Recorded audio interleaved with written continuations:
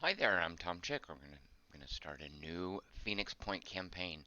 This is the level I've been playing on. I don't know if I'm ready to go here. Certainly not here. But unlike XCOM, I didn't need. I started here and thought, oh god, might be a bit much. I'm probably gonna have to back up here. Because XCOM, I feel like you should do your first playthrough on the easiest difficulty level to learn the different systems. So I was inclined to do that here, but thought, you know what, this whole choose your difficulty level, I'm just not going to touch it. So we're going to just leave this here. We're going to turn off the tutorial. I don't know what the deal is with all this. That makes me think that there's stuff missing from my game. I don't like that. All right, starting the game. Now, not a lot of options, you'll note. Not like XCOM, where you can set Iron Man and I think there are other settings in XCOM. I'm not remembering them right now. Hello, Chris Hornbossel. Hello, Richard Fogey. Yeah, so the streaming and review embargo on this just lifted. I'm not quite ready to write a review. I'm in the middle of a longer playthrough where a lot has happened, and I don't want to just jump into the middle of that. So for streaming, I'm going to start a new playthrough. Also, because I think there are things about this that make it uniquely replayable in a different way from XCOM. So I want to start. This is like my alt game. I apologize that you guys aren't getting to see my main. One thing right off the bat, these loading times. Fortunately, I like the game enough that I'm willing to be patient. But yeah, look at this. This is insufferable, and it's just loading up the strategic screen here. So here we are, waiting for Phoenix Point to load. Yep.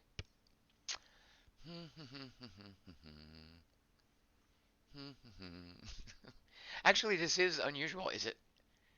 Could it be locked up? I did have this happened to me in XCOM. In an XCOM, it killed my game because I was playing on Iron Man. I did have a situation.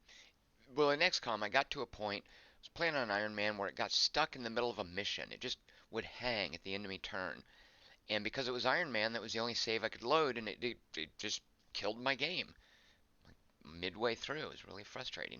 This happened to me once here, but because there's no option for Iron Man, I just went back. I had to play a battle like 6 or 7 times to figure out, okay, what's locking it up. Okay, now I'm not going to do that. Speaking of locking up, this does not seem right. Huh. Nice work, Phoenix Point. Way to make a great first impression. Chris Hornbossel, does an SSD help with load times? Chris Hornbossel, I hope so. Everything I've got installed is on SSDs at this point. Uh, yeah, I'm tempted to kill this. This does not seem right. I'm wondering. Eh,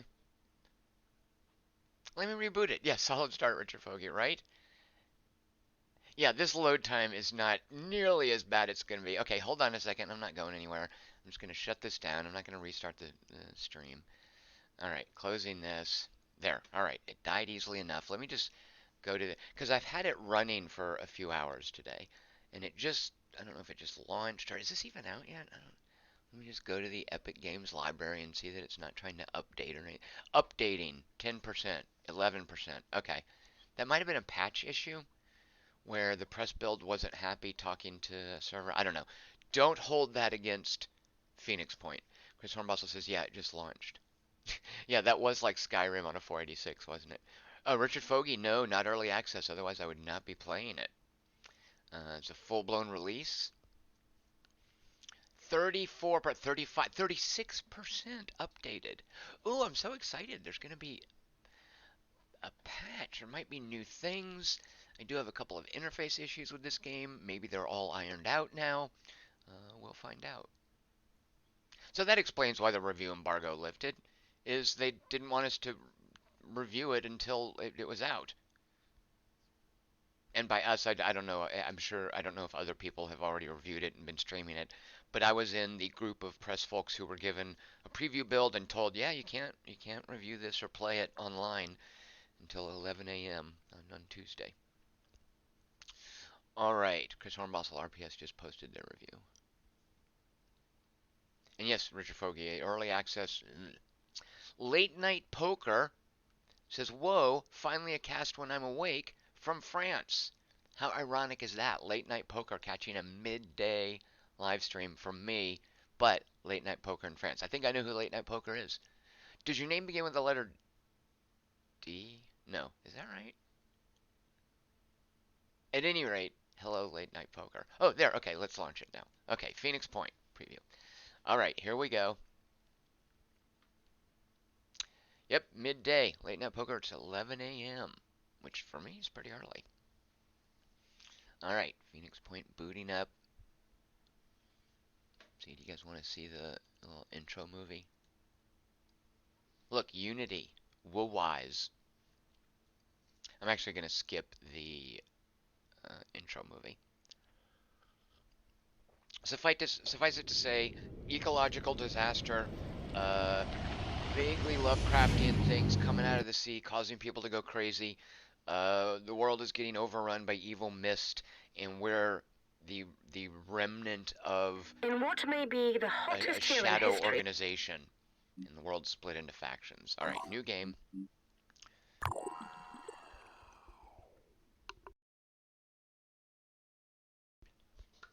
Chris Hornbostel says the RPS called it over complex. Oh, that's odd. Late night poker and yes, hello. I don't know many poker players in Europe. I guess that's how I knew it was you. Hazy Silhouette, quarter to one. My name is Okay. Randolph Symes. There's a lot of these little I am the story last beats. You leader can, of of course, the skip them like I just did. Oh, I didn't want to start in the middle of a mission, but all right. Hey, oh, you know what? I didn't tell it. Okay, hold on. I didn't uncheck tutorials. Okay, let me back up. Now, there we go. If you're watching this live stream, you will have soldiers named after you, which might mean you might die. Not you per se, but your avatar in game. You play video games, I'm sure you're used to it. The Phoenix Project was founded on Oops, skipped a cutscene. All right, here's the war. All right. Last time I started in Asia, right around over here. Why can't I start in America? Why can't I? Well, I don't think nations matter in this game. I think it's just random geography. It's splashing these encounters around. I don't think there's anything. So would this be? Wait. Okay, I'm confused. Okay, there's like Vietnam. Uh, Wait, no, hold on a second. Yeah, India. No, okay, here we go. So what? Malaysia, Indonesia, Philippines, um, Korea, right? No? Yeah, Korea, Japan. No, that can't be right. Korea, Japan. Oh, what is this? Kamchatka? We're like in the Arctic Circle. What the heck? All right. Asia. At least I'm not in Asia. I mean, I don't mean that against Asians. It's just my first game started in Asia. I didn't want to start in Asia again. Okay. Chris Hornbostel, kind of an interesting globe. And I like the way that certain things matter here in a way that they didn't in XCOM. All right, personnel. Let's go in and fix who this is. Drew the Viking Wildman. I hate these, by the way. One of the things I certainly got attached to in XCOM is the way that the nicknames would be doled out as they did. I guess as they leveled up or did cool stuff. Here's something super annoying. Non-sortable columns. Ugh. Right now, no big deal. There are 4 soldiers. Yeah, talk to me when you've got 15 soldiers. A couple of screens worth. That's annoying. All right, so I think first we had Hornbostel. So we're just going to go one name dudes. Hornbostel, you are our heavy. Our sniper will be Fogey. Our assault will be Hazy.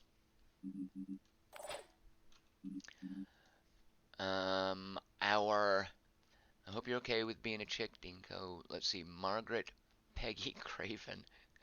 Maggie Craven, that's kind of a cool name. I like when random name generators inadvertently come up with something cool. Maggie Craven is cool. Alright, so we'll just, late poker. How about that? Yeah, that just sounds weird, poker. These would be like their nicknames. And then finally, who else did we have? Hazy, okay. And so then we have Rhino Paxton, Action Paxton. Sorry, you don't get a cool name like that yet. Maybe if your character does something cool, but for now you're just Paxton. You can do the customization stuff. I'm not sure that it matters so much. I mean, of course it doesn't matter much. It's just cosmetic. But generally you end up just seeing their armor in the game. So we're not going to do any of that stuff. Nobody has points for training yet. Of course, we're all level 1. Equipment, we've just got all the default equipment. All of our stuff is just standard issue Phoenix Point boring ass equipment. We've got different suits of armor based on whether or not we are. Actually, is that true yet? Oh, this is our inventory. Let's see. Yeah, so we've got a couple suits of armor. Here's like the sniper armor. There's the assault armor. It's called, what is it? Golem is the heavy armor. Not that Golem. Odin is the regular assault armor. And our sniper Fogey gets Banshee armor. Now, I could Tomsplain this thing till the cows come home. I'm just going to try to get some actual gameplay in. Let's do the first research. Nothing really we need to manufacture yet, but might as well. We've got some manufacturing capacity. No point letting it go to waste. Let's just get, because these are all consumables. Maybe a couple grenades queued up. These are instant. Ammo packs are instant. Instant ammo's huge in this game in a way that it's not in XCOM. It's also a resource sink. Alright, so we've got some stuff queued up. We don't have anyone to diplomatize with. Where's my base? There's a jump to base button. Okay, if I'm way up here. Alright, so let's fly our Manticore over here first, and we're going to start a scan from this point. So a scan uses some resources, and it's going to fan out and reveal stuff. And let's explore this site. Hazy Silhouette Baby Mode? No, this is the default mode. Chris Hornball. So Maggie Craven. Yeah, a supervillain origin name, right? And she ends up becoming like Miss Mayhem or something. Hazy Silhouette could be Scarecrow's wife. Left Empty. I was there, but I'm gone. Happy loading screens. Oh, welcome back. Left Empty. We'll name the next guy after you. So basic scavenging mission. This is just a way to get resources. Resources are tech, material, and food. There's going to be stuff here. These evil Pandorans. They're jerks. They're the alien/monsters. Actually, I don't think they're aliens. They come out of the sea, which seems to be the implication that they are indigenous. Threat level low. Here's an issue. I've got a few questions I've sent to their PR folks that I'm hoping to get answered. I'm not seeing the difference between day and night in this game. Because you remember the original XCOM? Ooh, those night missions, scary. Oh, okay, so this little icon, this is telling me, hey, they're on the ship. This is also telling me they have extra slots ready, which, let's give everyone a med kit and a grenade. The sniper has a pistol, so she can just, I don't know why I'm saying she. My sniper in my other game is a chick.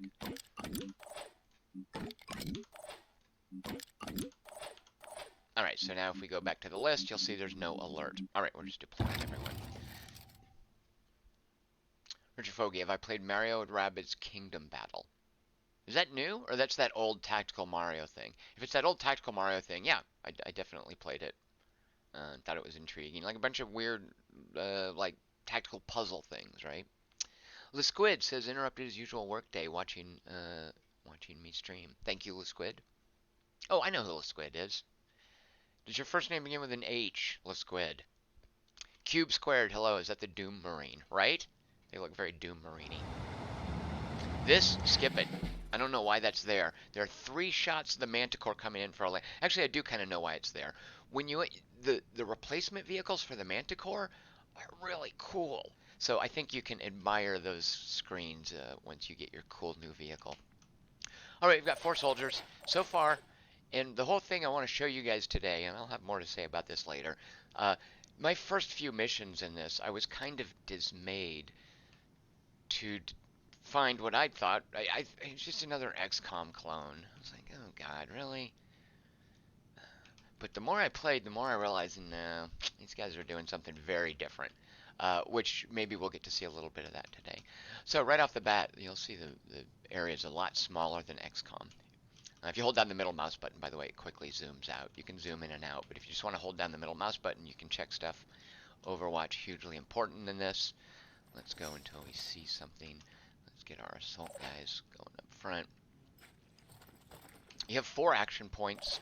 What you can do with any given action point is a facet of your character's movement stat, which starts low. You'll end up relatively low. You'll end up putting more points into it. Advancing.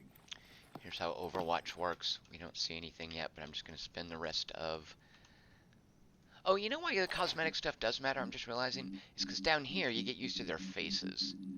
So maybe I take that back when I was poo-pooing the cosmetic stuff.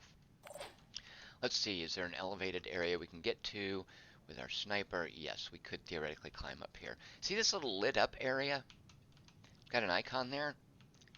The game, I don't think, as far as I can tell, never tells you what it is. But once I figured out what it is, it's really cool. Your characters have a stat that you won't come into play early on called will points. You're like, yeah, what do I care? Will points are your sanity and they're your mana. And if you go to these spots, and they tend to designate things like the high ground or supply lockers. See if there's one over here I can show you. Yeah, like next to this big machinery, I guess. There are ways that you recover will points in the map, which is pretty cool. Alright, so let's start climbing our sniper up here. Hey Silhouette, oh, excellent question. Are character stats random or the same for all on recruitment? Hey Silhouette, what's random for a character is not stats, but, oh shoot, I can't show you from here, which I find really annoying. There are skills that characters are born with and skills they get from their class. What they're born with is random, and it's kind of cool the way that works because it can push them towards certain types of customization. And again, this is something you don't see early in the game. A lot of the Squid confirms my suspicions. So far, everyone, yeah, I'm on to all of your secret identities on Twitch. Roger Fogey says he usually gets sanity back by perching on ruins as well. Hey Silhouette, can you eat your fallen mollusk foes? Master Chief? More like Master Chef. Yeah, these things do look edible. Alright, let's take a look at what we've seen. Excuse me. I hate... Okay, my voice is already starting to go. I would love to just sit here and talk to you guys all day about this. This is a Triton or an Arthron? This is an Arthron. One of the cool things in this game is an Arthron is an Arthron, and they'll have certain qualities that are consistent. But because of this game's conceit about weirdly mutated sea creatures, different Arthrons will come with different stats or attributes or loadouts. And visually you can tell these. Eventually it becomes pretty clear, like oh, he's got a pincher and a shield. This guy has no range. Actually, let me see if I'm correct about that. Oh, he can spit poison. But yeah, this particular guy's loadout is a pincher and a shield. Sometimes they'll have like a grenade launcher or a machine gun. That's annoying. For some reason, he doesn't have a carapace, which is fine with me. That's basically... Oh, I wonder if the shield replaces his carapace. Whatever. Here's another Arthron, and this one also has a pincher and a shield. Alright, this is your basic baby mission. So these guys have no ranged attacks. This should be pretty straightforward. It's still my turn. I can see some folks still have movement points. This is my heavy, let's see, this is Hornbostel. So Chris, you start with a Hell Cannon, which is not very efficient. You'll see, if I go to different movement points, this is pretty straightforward. If I move Hornbostel to this blue area, of course, he's got enough movement points left. I need to change genders too, because they respond male and female, and I'll start calling him he and she. Naturally, he will have enough points left to fire. If I move here, he won't. We all know that. Now check this out. See if I move here, see that little line moving away? It is showing that I will have line of sight to something in that direction. There's a couple of options I have to check it. I can of course scroll over here and see, oh yeah, it was aiming towards that. I can also click this to sort of zoom out. And as long as I can still again see which direction the lines are going and move here. I can also, what was the other thing I was going to show you? Oh, the color of the line also shows me that I won't have enough to fire. But a lot of helpful information given, of course, in these lines. Let's just go ahead and move up here. No time to waste. We're not going to fire this turn. Let's see. So, see this in red? That means I could take a shot. Now, I think Paxton, you've just got, yeah, the regular. Okay, here right away is the main difference, one of the main differences from XCOM. And I can, John Edwards, hello. Rhino Paxton just gave us, oh yeah, let's check the score on Twitch. An emote cheer. Thank you so much. 5 emote. I don't know what emote cheers are, but thank you for those, whatever they are. The Squid says the interface and sight mechanics really make me think after playing a ton of the new BattleTech expansion. Oh yeah, right. There's a lot of tactical stuff in that I felt wasn't explained. All right, so let's say that Paxton wants to shoot at this thing. I can just hit F to fire. Ready to engage. You know this from XCOM, right? And you're thinking, and you guys might know all this. This was all new to me. You're thinking, oh, okay, where's the percent chance to hit? And there isn't one. You can see up top there, there's symbology. The assault rifle is going to fire 6 shots. Each shot is going to inflict between 20 to 30 points of damage. And that's what that's telling me up there. Damage, 20 to 30 times 6. So you might be thinking, oh, I see, there's randomness. It's going to roll between 20 and 30. No. Let me now show you a quick information screen. This right here, this is the Ares. This is the basic assault rifle that Phoenix Point starts with. You won't be using them for very long, hopefully. There are better ones out there. You'll see that the damage is 30 points, and it fires 6 rounds every time it shoots. That's what the burst is. Each round will do 30 points of damage, period. Not 1 to 30, not 20 to 30, not 25 to 35. 30 exactly. It's like a board game. It will only do 30 points of damage. Each shot, there are 6 of them, doing 30 points of damage means I'm going to inflict 180 points of damage on this fella over here. And you'll note he's only got 100 points of damage. So if I hit fire weapon, this guy's dead. So you might be asking, well, what's the whole randomness there between the 20 and 30? If I click here, and it's very much like VATS in Fallout, you can see this shield has 30 points of armor.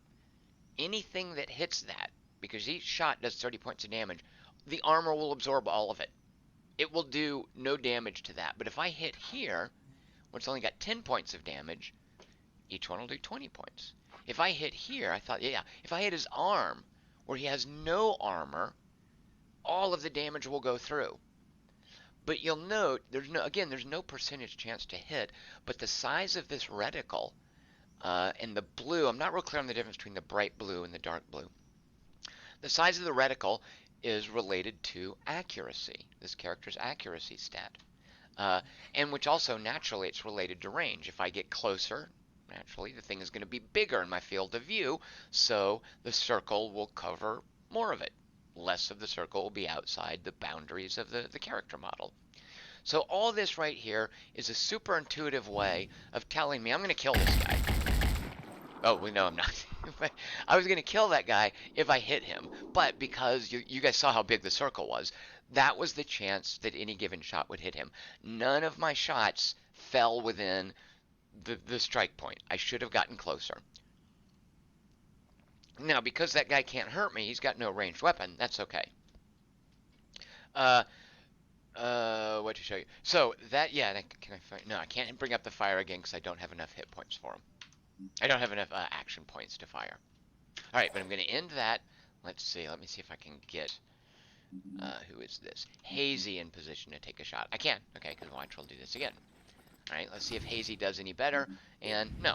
You'll see a lot of the character models out of the boundary, the reticle there. So let's go ahead and try to aim. If any of the shots hit here, no armor will intercept them. Let's just see what happens if we do that. Alright, Hazy got 1 hit, but he did 20 points of damage. So Hazy, you got a hit on a place that had 10 points of armor. How do I know that? Let's go look at something. Because again, it's very above board. You hit the torso. The torso has taken damage. It is not disabled. And I can see, the carapace is disabled, because I can see here the torso took 20 points of damage. Your gun, which does 30 points of damage, one of the 6 shots hit the torso.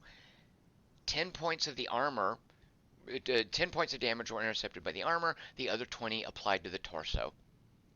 If you hit if you hit 90 points of damage to the torso, it's disabled, and it applies a debuff to the unit. And so that's what that orange outline is telling us here, that orange bit on the outline, saying, hey, you're partway towards disabling this thing's torso. Alright, that's all the movement points anybody's got. We're ending this turn. These guys are going to walk towards us. There might be things we haven't seen that are ranged weapons. They can actually spit acid. I should check the range on the acid spitting. So he has now seen he's now seen all of my characters, and he put down his shield facing my characters. And you'll see what that's going to do when I try to shoot at him. That other guy over there, and there's no hive mind here. This guy has no idea that there are people out here. This guy has seen all 4 of my characters. Alright, so now, each shot, and how do I know? Each shot with the assault rifle takes 2 action points. Let's see, am I... Utsby, so there's a chance to hit. You have to do geometry to work it out. Utsby, the chance to hit is represented visually and not mathematically. And yeah, you would have to do, and let's just look at how it is now. This thing has gotten closer. It's also deployed a shield. Now, if I, by the way, if I just hit F, the hotkey, and then the space bar, it will fire. And what that's telling me at the top is if all the shots connect, regardless of where they connect, because I can kind of see the reticle compared to the character model here. If all the shots connect, it will kill the Arthron. Now, if I do this, though, whoops, if I click this, and there's no hotkey for this, which is kind of annoying, you can now see the shield he's put facing me. That shield has 30 points of armor. Each of the shots only does 30 points of armor. That will do no damage to him. He knows that. Now if I do this, which is naturally what I want to do, you can see his arm. So the idea is here's his arm and here's his weapon. It's the same behind this shield. He's got an arm, and then the shield is the weapon affixed to the arm. He's got legs. There's a leg back there. There's his arm, like a tentacle, and I can barely see his head right there. So he's put that shield out towards me, and let's just try this. Look here. If I hit, no damage will be inflicted. All of it will be inflicted by the shield. Oh, why did I cause him to panic? Hold on. I can hit again, by the way. Everybody gets 4 action points. It only took 2 to fire that. You'll see there was some panicking. What happened there?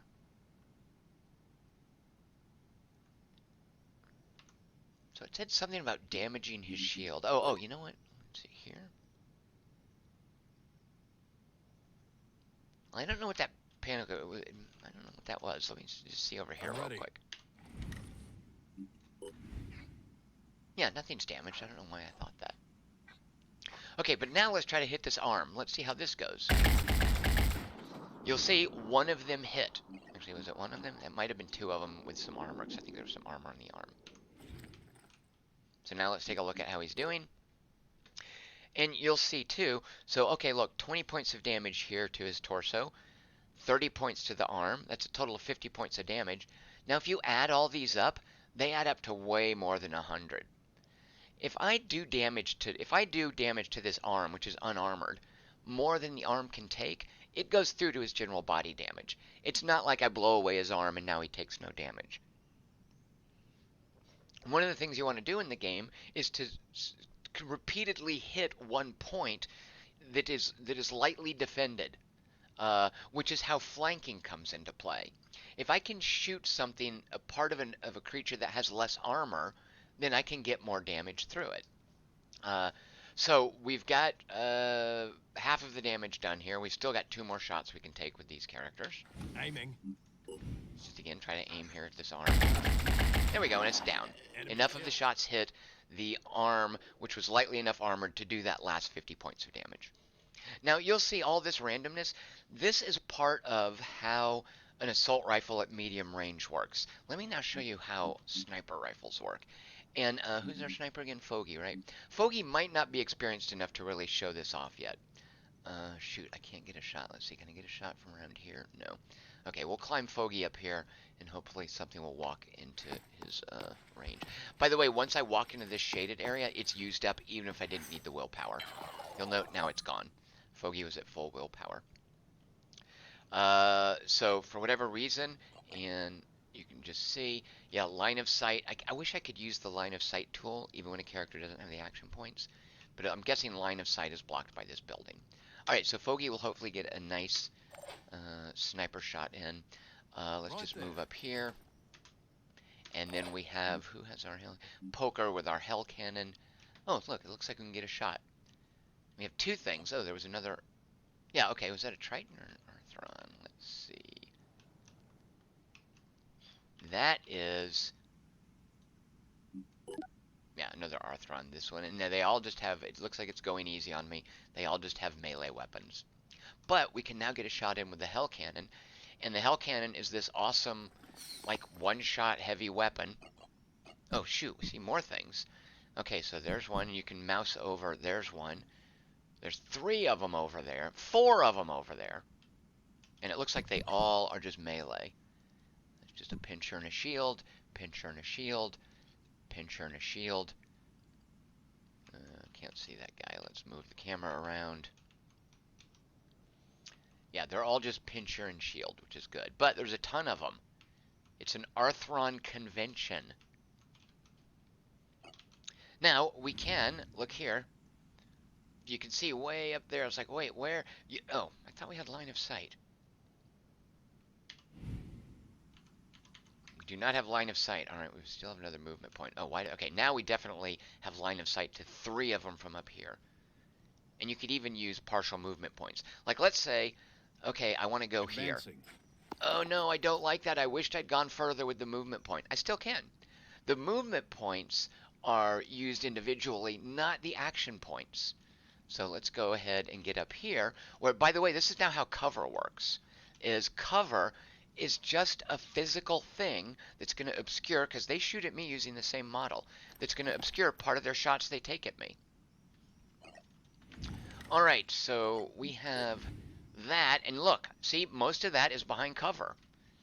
Where's the other one? That. A little bit less of that is behind cover. I'm not confident in our odds to hit here, because this is just one shot. It's a big-ass cannon round.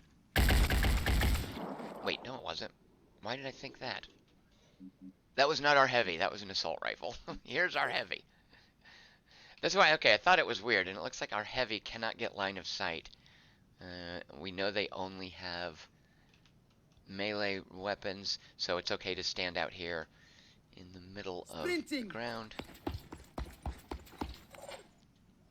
Alright, nobody, let's see, we could do an Overwatch. Comes online. No, we can't do an Overwatch here. Why can't we do an Overwatch? Oh, right, because that's our sniper. Because you will note, a sniper, if you look at the action points required to fire a sniper rifle, 3. Assault rifle, it's 2. I think the heavy is 3 as well. Alright, so we're just ending the turn there. You can see a lot of things, but none of them have ranged weapons. They're just going to run at us. All of them now know about us. Oh, right, okay. This is a salvage mission. I mean, a scavenge mission. There are goods scattered around the map. They are attacking the goods. And that's one of the ways that these missions kind of go easy on you, is if they're closer to a crate of goods, that's what they want to kill. Eventually, they'll get around to messing with you. So see, they're attacking, and those are materials, which are the things I really want. Excuse me, there's more materials. If there was food, yeah, all these are materials which I want. If there was food, they would be more than welcome to attack the food. I don't care about the food. I want materials. Alright, let me see if I can get that heavy cannon Ready here. for action. You can see one of them's lit up red. It's this guy. We hit F. Yeah, okay, so this, here we go. The shield is up. But, actually, how much damage does a Hell Cannon do? It's going to do 180 points of damage. It's going to shred 10 points of armor, which against the shield is nothing. And it's going to apply 250 points of shock, which just represents the blast dazing the character. So let's just see how this goes. Okay, it didn't go well because of big reticle there. So Hornbossel, you missed. Is that Hornbossel? No, yeah, that was Hornbossel. That was 3 action points. You've only got 1 action point left, so get a little closer. Alright, let's actually go to Fogey, because I bet Fogey's got some cool options. No! Can't see any of them because of the patchwork roof on this building. So here's what we're going to do with Fogey. Overwatch. Now you'll note Overwatch is a cone. It's not just a general direction. And that's the price you pay for using Overwatch instead of taking a shot. Now I'm assuming that they're going to attack that little material crate rather than come at us. But in case they do, let's just Overwatch in this area. And the Overwatch is a limited area. Providing Overwatch. Alright, if we come up here... No, we can't see anything. What if we come around here? You can see that guy. Let's come around here and see if we can flank this guy who's dropped his shield down.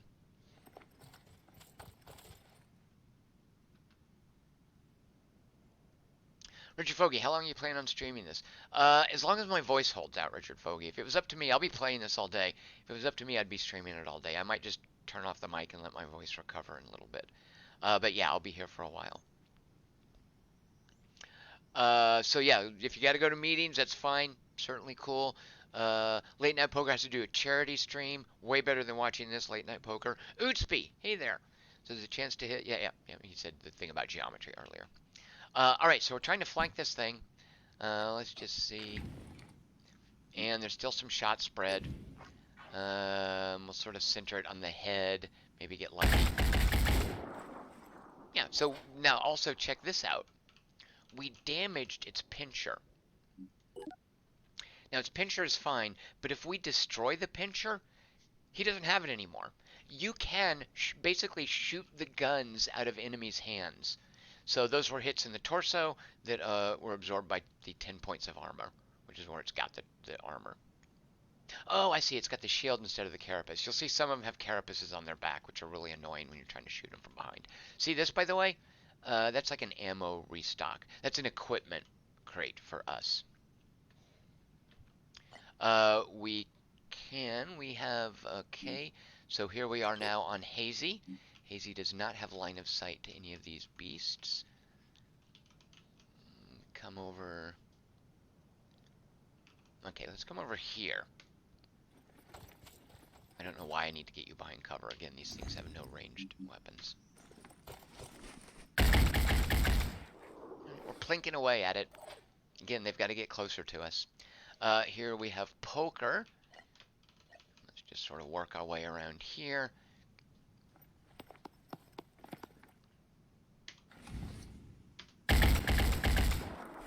A lot of missing. You might be wondering, because I certainly was, is there suppression in this game? Not really. There is morale. Willpower is morale, and creatures definitely can lose and gain morale. And once you start running into things that have psychic powers, willpower / morale / sanity, hugely important. Also, once you start leveling up your characters and giving them cool abilities. One of the early abilities you get is the way to turn... Here we go. So, Richard Fogey, a couple of things happened. We precisely put the Overwatch where we wanted it. Richard Fogey with a sniper rifle, and I'll show you again how different sniping is in this game because of the way the shots are calculated. Richard Fogey exactly perfectly hit, killed it, because I think the sniper rifle does 120 points of damage. These Arthrons only have 100 hit points. And furthermore, I don't know if you saw the message, we can only hear this guy. We can still... Oh no, we can hear one of them. We can see these two. Check this out. Look, he's lost willpower, will points. And that's due to his buddies getting killed. When this gets lower, I think when it gets to 0, he panics. I don't know for sure if there are panic checks. I don't think there are. I think if you 0 it out, it's panic. It's a binary state. It either happens or it doesn't. There might be other conditions as you lose willpower. But you saw those guys lost willpower because their buddy ran out here and got killed. So in that regard, there's suppression. As you injure things, it can lose morale, and other things can lose morale. And that's how they're modeling suppression. If there's other suppression with later weapons, I haven't found it yet. All right, so, and you'll note the cool thing, by the way, Richard Fogey now has all of his action points back.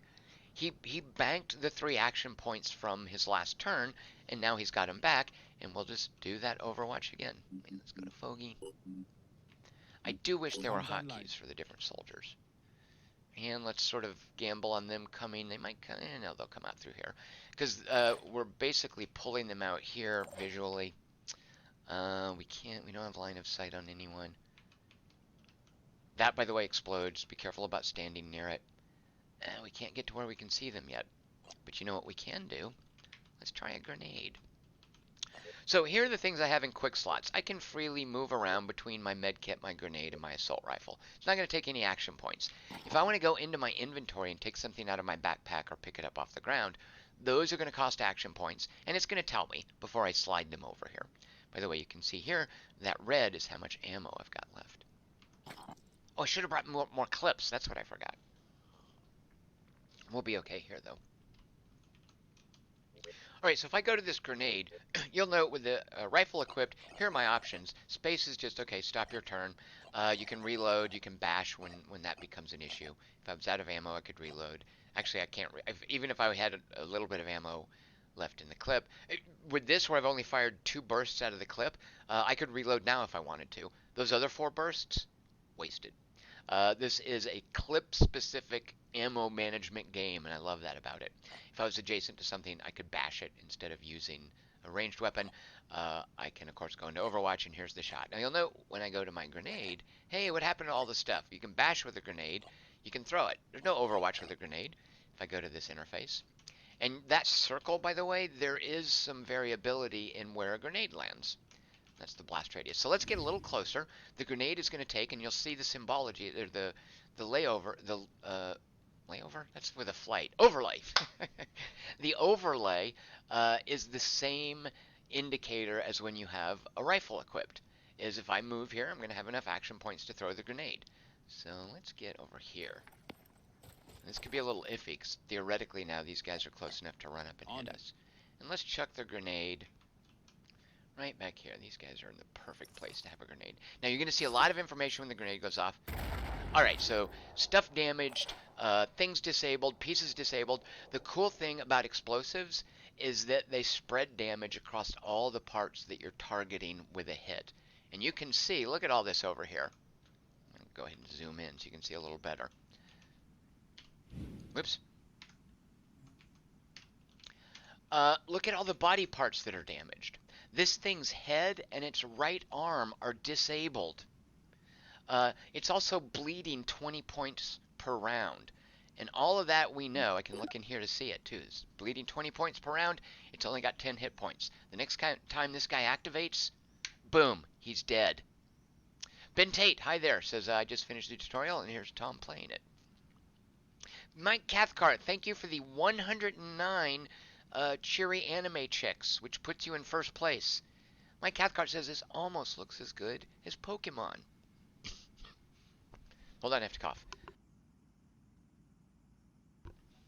Alright, so this guy we don't have to worry about. As soon as he activates, he's dead, because he's bleeding. Unless one of his buddies heals him. Now, these guys don't have healing. I know that. Sometimes they'll have regeneration, by the way. If he had regeneration, and I know this from testing, it kicks in before the bleeding kills him. So we know he's dead. If by some weird quirk of fate, this signal here, which again is something I can hear but not see, if by some weird quirk of fate, and I didn't check before, that arthropod thing had a med kit, he could heal this guy up. But I don't think he will, so this guy's dead. Here's the only one we have to worry about. Let's see what happened to him. Look at all the damage he's taken. He's only got 30 hit points left. His leg is almost disabled. This leg is almost disabled. When legs are disabled, as you can imagine, they get fewer movement points. When arms are disabled, they can't use weapons. One of the really bad news things with your characters, and this just happened to me on a really important mission. They had this artillery thing. Okay, let's look real quick. This right here, our heavy support dude, Hornbossel, has got, you'll note also, armor, 34 points of armor. Wait, where is it? Yeah, 34 points of armor on his arms. And that's this piece of armor here. All the armor is location specific. You know, this helmet only intercepts 27 points of damage, whereas this body bit, that intercepts 34 points of damage.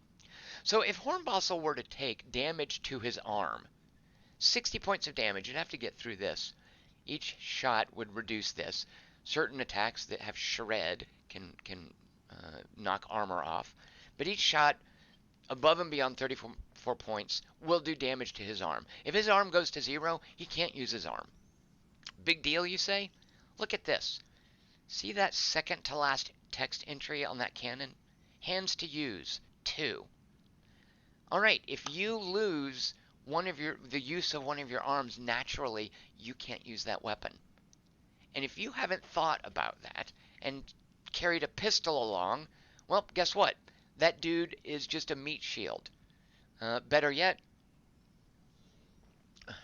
just retreat that dude to the evacuation point on the map, which for us is, where did it go? Is right here. So that's another place where locational damage is hugely important. This guy's not going to be able to use his shield. Oh, he's going to bleed out anyway, so it doesn't matter. All right, great use of a grenade. Who was that? Excellent work, Poker. All right, Hazy, get on up here. Let's go ahead and have you use your grenade as well. This is not going to be a very dramatic mission.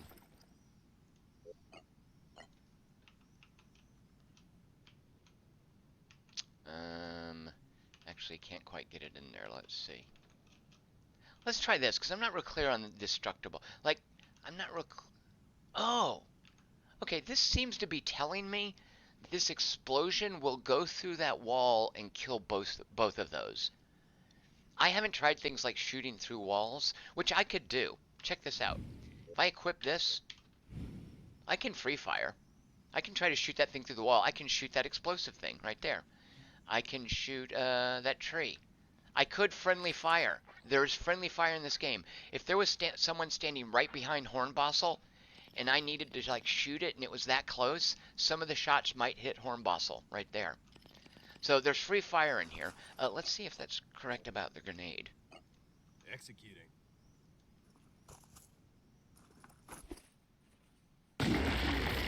Nice. All right, so it said it was going to kill those two, and it did. This is the thing that previously we could hear but not see. Now, you've only got one movement point left. It takes 2 to fire your assault rifle, so you can't do that. Let's actually just pull back, because you're a little bit close, in case that guy runs forward. Actually, let's check out, does Foggy have line of sight now? He does. So, you've seen what it's like trying to aim with the Hell Cannon and with the assault rifle. Yes, friendly fire, Hazy Silhouette, as I just showed you. You've seen what it's like if I use the assault rifle. Oh, shoot a monkey. All right, here's something that I hate. I've got a list of about 3 or 4 things that I want to rage about with this game. One of them is I can't undo Overwatch. Actually, can I? Yeah. I'm locked into that. In XCOM, it wouldn't commit you to that. And I think the reason I'm locked into that, you know, I have a couple of theories, but for whatever reason I can't. All right, shoot a monkey. You know what I'm going to do, though? Because this guy, there's no more supplies for him to attack. I know he can see us. I think he's going to run out at, who's that? He's going to run out at Poker. And I think that Richard Foggy's going to kill him. So I'm just going to have these folks, although this is kind of tempting. Wait, where is it? Hold on.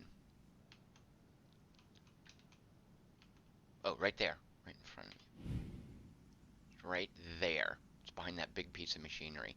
Let's just do that to knock out, see if we can knock out the wall. Alright. I think we did. And then we have Paxton here, who could theoretically run up and finish him off. Well, actually, let's do this, and I'll just show you how cool Overwatch is. Make sure Paxton has... Yeah, so it's right there. It's going to run out this way. So we're just going to put Paxton on Overwatch. Right there. And you'll note Overwatch, if I stretch it out to a certain point... Well, okay, on this map it doesn't really matter. But the Overwatch is dependent on the range of the weapon. Alright, and I'm just going to end turn and watch this. When that guy runs out... Oh, I'm sorry, there he goes. Oh, and I meant to show you, too, how precise the sniper is. So that was the basic first mission. We've skipped the tutorial. It threw us up against 5 arthropods, I think I'm saying their name correctly, that had no ranged weapons. So pretty straightforward. Because we didn't protect all the crates, we didn't get full experience points from that mission. Nobody leveled up. And we have now explored one of the points on the geoscape, which we will see when it loads. And again, check out this loading time. Oh, we also got 400 material, which is great because I've found in my previous playthroughs this is what matters most. It's just the basic stuff for making new vehicles, for making new weapons. Food is weird. Food and tech have so far just been trade fodder. Remember I showed you that equipment crate? This is what was in there. Ammo for our pistol, for our assault rifle, and what is this? And for our sniper rifle. So we've explored this. It was a scavenging site. There's nothing else we can do here. It's a waypoint now, by the way. See this right here? This is our movement radius, and it is based on the Manticore's range. Different vehicles have different ranges. Later on, there's a vehicle you can research. I kind of don't want to spoil for you what it is because it's really cool. Hello, Jerry Snitzilar. I don't want to spoil for you what it is, but it's a vehicle that is slow but has crazy long range radius. So this stuff is important for various reasons, and I think it has a greater capacity. So far, I haven't seen missions where, if this was XCOM, we would have dogfights, which are basically just die rolls where what was it called in XCOM? Shoot, what was the name of the ship that in that? Was it the Phoenix? I don't remember. The Albatross? No, that's Halo. Whatever it was, you would fly it out, and it might have a dogfight with something. Oh, you could have interceptors. That's what it is. I don't think here I've seen. I don't hear what I'm getting at is I don't know why that durability stat is there. Later, at some point, maybe it fights.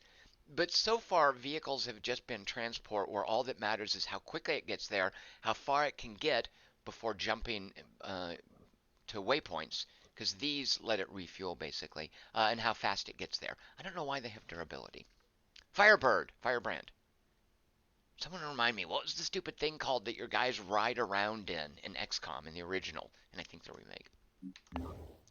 All right, this green thing is just our scan in progress. We spent materials to do it. You'll note we don't have any scan uses left. So while that's finishing up, we can't do another scan, but that's okay. We're just exploring right now. I'll show you the base in a minute. All right, we just researched something. This is just the mandatory first research. I'll let you guys explore that stuff at your own. Here's the Phoenixpedia, which I am not crazy about. I mean, it's got a lot of basic stuff, but I'm a little disappointed at how many things I can't get in the Phoenixpedia.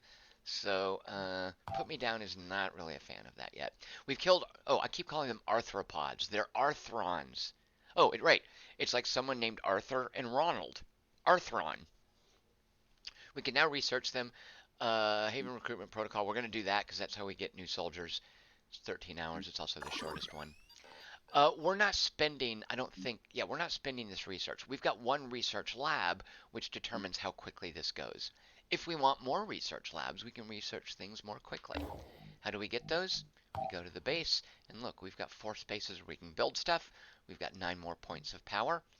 Actually, I do want to build not a research, but a manufacturing. Here are all the things you can build, pretty much unlocked from the get-go, by the way.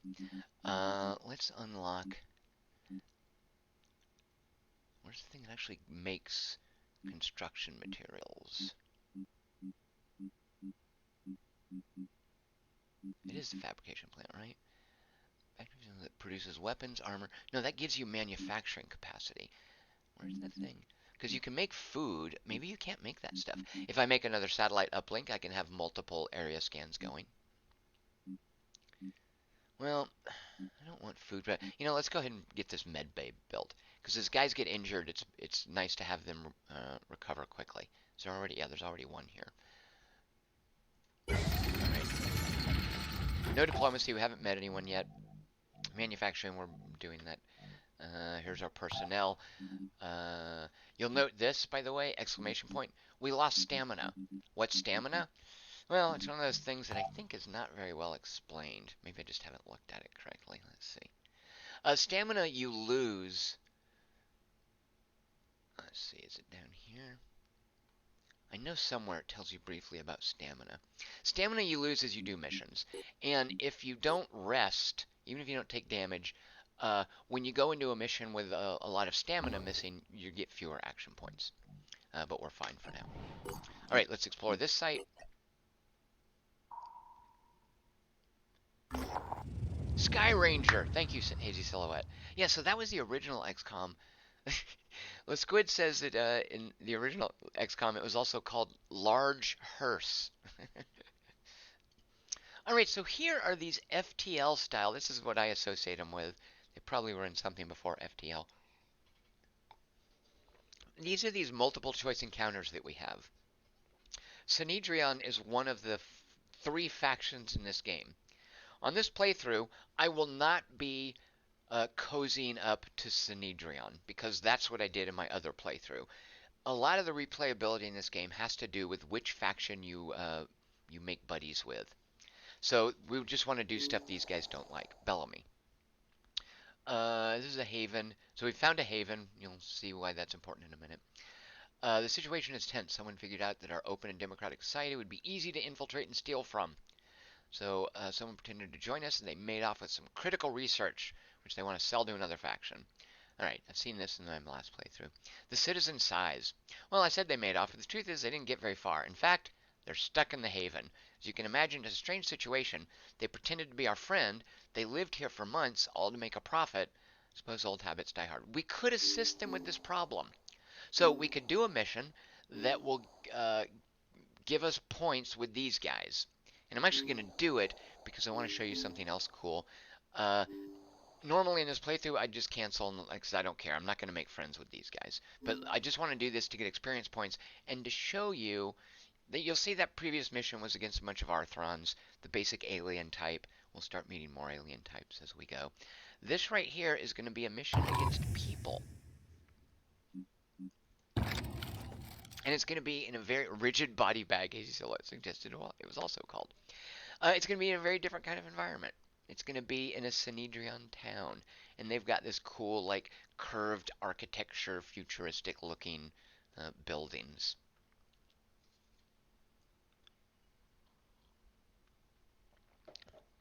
Here we go. Someone cue the girl from Ipanema. So we sit through this loading time. I really don't understand. These loading times are surprising to me. I mean, they're okay. Oh, let's just admire the Manticore real quick. She is a lovely ship.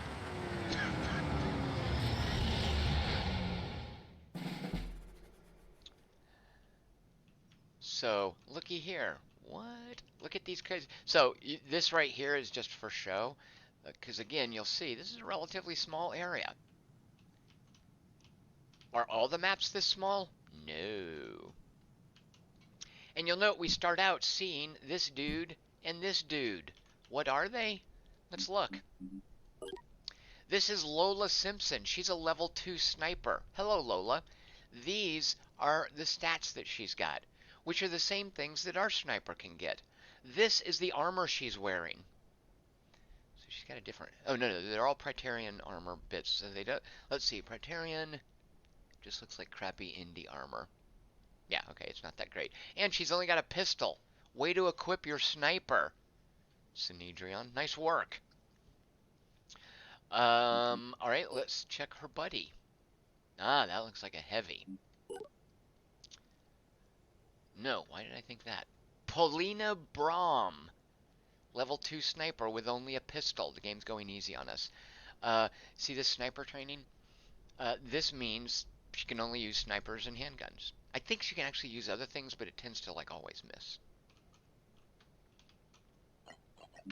And, let's see, does our sniper... No, our sniper does not have line of sight to anyone yet. Alright, so we don't want to stand... Okay, we can get line of sight here and still fire. So this is another thing, too, like in XCOM, I seem to recall, if you move a sniper... Because of the way XCOM, the remake, did action points, it was really laborious to move snipers. But here you can move a sniper and shoot. Or shoot and then duck back into cover. Because the sniper rifle takes 3 of the 4 action points.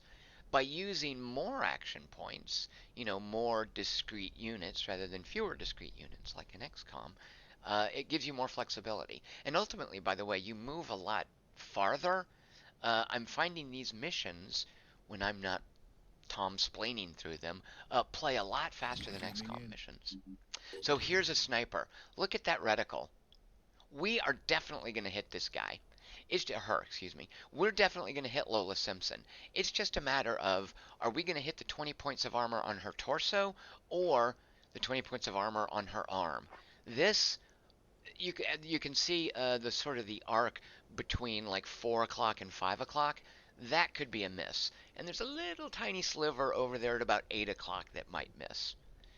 Anyway, if we do this, we can get a headshot on either one of them. But let's do this. This is a safe thing.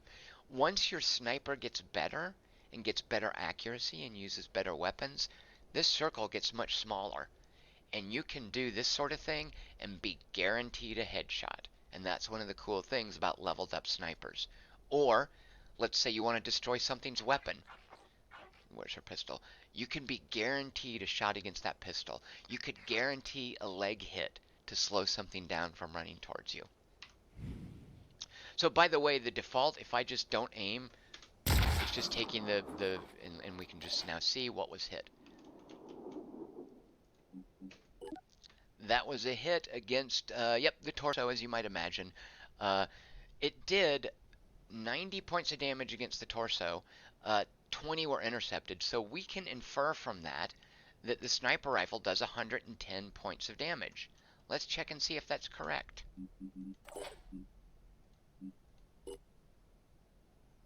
Yep, because all of the damage, all the numbers in this, strictly 100% deterministic. Hello, Chappers UK. Hey, Gillette says, Sniper, I hardly knew her. Wah, wah, wah, wah. Oh, you know, that probably should have got a rim shot instead of a womp womp. Let's try a heavy weapon.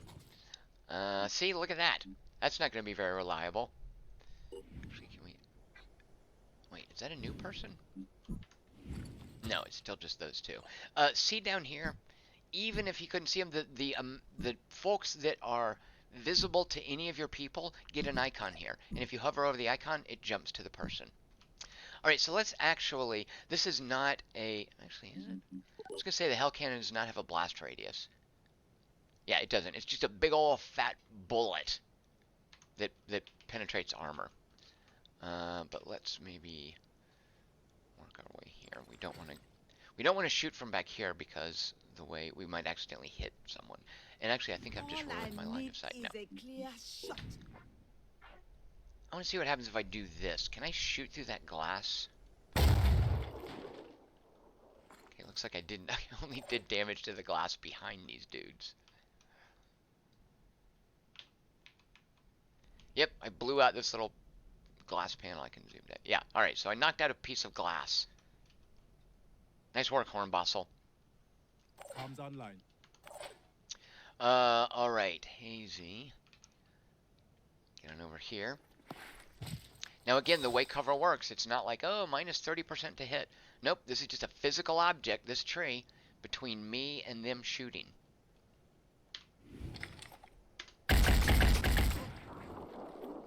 Not enough hits, not enough of those bursts hit to get a kill.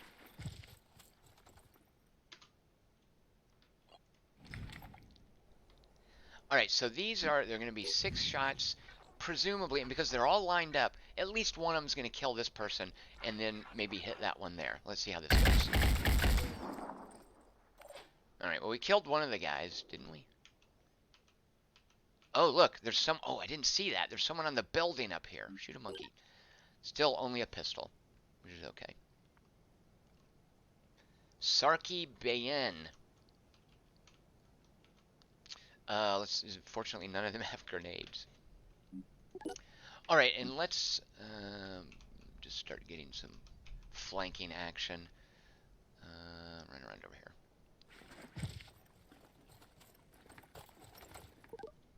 Chappers UK, how have you been, Tom? Chappers, I've been well, thank you so much. I've been having a great time with this game. Oh, shoot. Alright, there's someone over there. So far we've got 4 bad guys.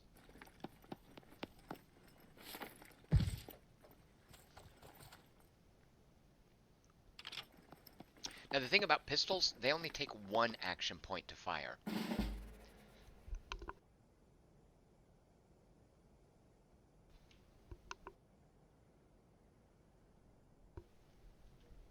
So if you've got a pistol and you don't have to move, 4 shots, bam, bam, bam, as you might imagine. Alright, this Hell Cannon, now that we're a little closer. So what's the problem, Hornbostle? Yeah, Hornboss only has 10 points of movement. Ugh. Let's actually spread out some here. Although, you know, I can fire. Identifying target. So I could do this twice. But no, let's get in a better position.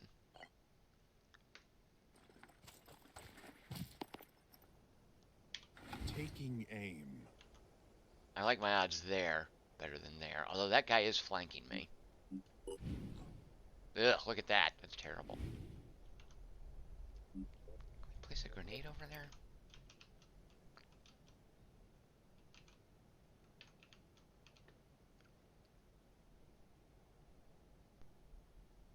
Let's do that.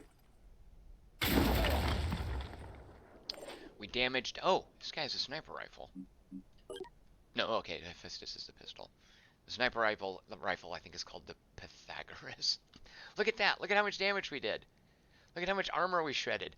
30 points of bleeding applied. So if we can shave off 43 of these hit points, he'll die as soon as he activates, which I think we can do.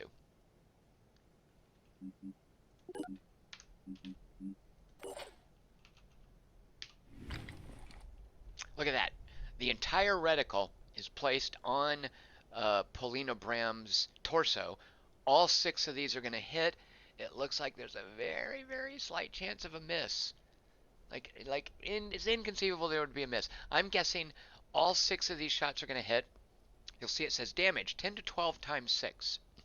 That's because some of the it is because of the varying amount of armor. So you'll also see, because of the armor, see those little white hash marks? She's got 140 points of damage. We're not going to be able to get through that with this shot. But it takes 2 of our action points out of 4. After we fire these, we're going to have 2 more action points left to fire again. Alright, didn't quite kill that person, but we've got more people to shoot with. Let's see how that bleed is going. It's 10 points of bleed against 30 hit points. Here. So you can see, too, where we are. Oops. Neither of the icons down here is red, so Hazy does not have line of sight. So Hazy's going to at least have to step out here. Let's just get up here and just charge them. Shotguns would be great at this point. Shotguns can be super annoying because well, you can imagine how shotguns are modeled. Again, you just want to run up and shoot somebody up close. All right, Polina Bram only has 30 hit points left. Here go 6 bursts. That was kind of a no-brainer. We've still got the one guy. See that little thing there? We've got 1 sound return. We can hear someone over there, but not see that person. Alright, you can overwatch. Let's see. I at least want to walk up here. Let's see what kind of overwatch I could get going. Let's do this. We're going to overwatch with the Hell Cannon. Whatever that thing is, it's getting close to us. And our sniper, I guess, will finish off. See, look at that. Even firing right past Poker's shoulder. Because we're good enough there. I mean, it's going to kill. It's going to kill Sarky Ban. There's no question about it. And it's going to miss. This is like how cool a sniper Fogey is. Fogey's like, stand still, Poker. And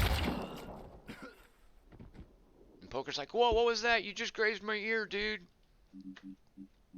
That's what Poker sounds like. Alright, I'm going to end this turn. We've got some Overwatch. We could move Hex there. Let's watch something hopefully step into range of our cannon. There we go. It's probably going to hit the tree right in front.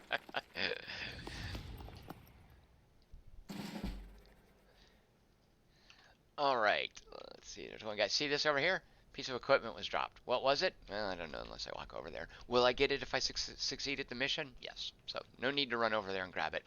If, for instance, your weapon got damaged, this icon would show you, hey, there's a weapon dropped over here. Where did the person there? Let's see if we can maneuver around. The thing is, you're really slow with this cannon. Just really slow, period. And you know why Hornbossel is slow? Because remember there was, you guys asked before, yeah, Richard Fogey, take that tree, right? We showed that tree. Hornbostel is slow not because this character has fewer movement points.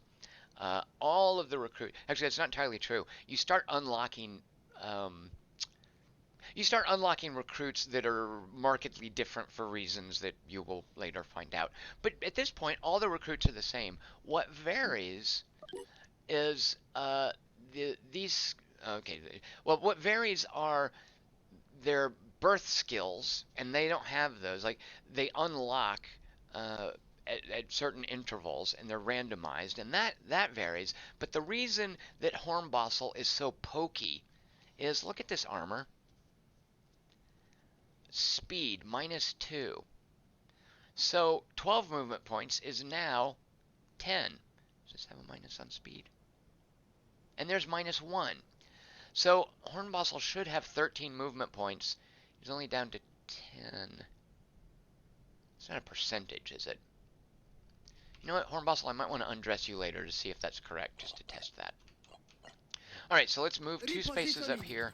Even if we can't, let's just get a sense. Oh, shoot, those stairs are in the way. Maybe we can shoot under the stairs.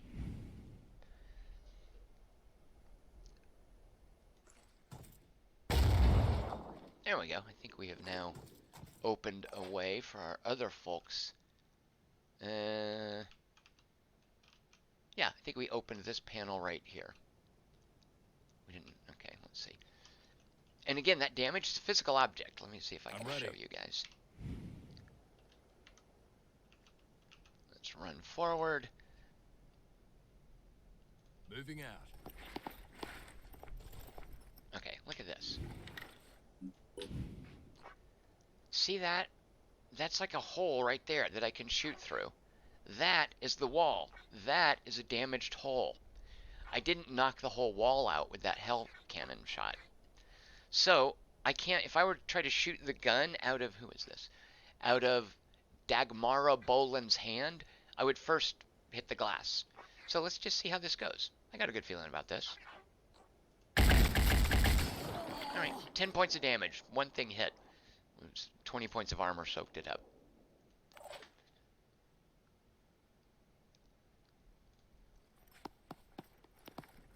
And now if I want, I could just do the game this quickly, like very XCOM-y. They basically, I think, just go for center mass. But later on, you'll start fighting things where you definitely need to work on weak points, where there's a lot of strategy involved in terms of where you shoot something. All right, how about if we come around? Moving. Here? We might take a pistol hit this round in this battle. Let's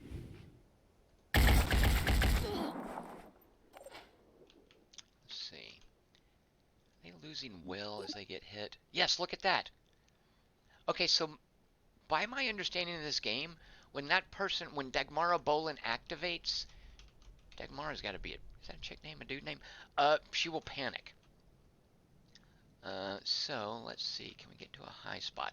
When she panics, I'm guessing she's gonna run back here. Can we get our sniper somewhere fun? Yeah, No time to waste. Fogey, get on the stairs there. All right, let's see if I'm correct about that. 0 will. Take this. Come on, you can't shoot. You guys saw 0 will points. I guess, is Panic a die roll? Did she recover some of her? I don't like that. Because when my guys get 0 will, they panic. Alright, so let's see what happened. Excuse me. We took damage for the first time. What happened? Our torso, actually I think we took damage before. Our torso took 70 hit points of damage. Or, I'm sorry, took 30 hit points of damage. 20 were intercepted by armor. Does that mean that her pistol does 50 points of damage? Let's check. Damage, 50. Again, it's all deterministic. Like, it's all, there's no die rolls for that. Aiming.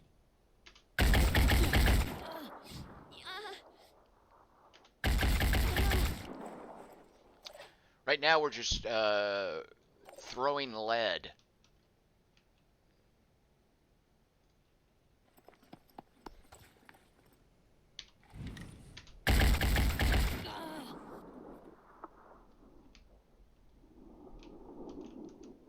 I'm really curious what this is with the willpower being 0. I know I've seen other dudes panic. Let's see, if Foggy gets up here on this balcony, can he trace line of sight? Standing More by. importantly, will he have enough movement points left to fire? No.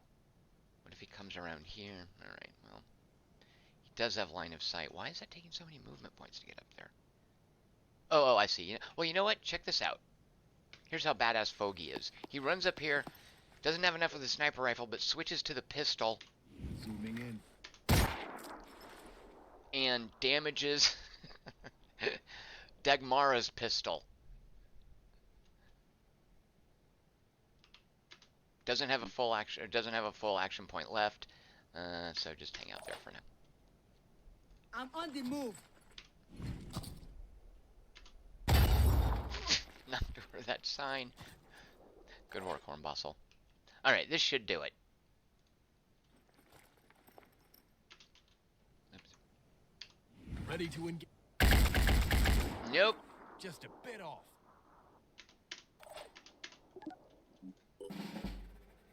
Panic. You have 0 willpower. Is that panicking? It should light up and say panic. No, it's not panicking. Alright, let's see. We're up on this balcony. Can we come right? No, there's no way. I thought there might be stairs. Where are the stairs? Oh, over here. I'm ready. Aiming. All set.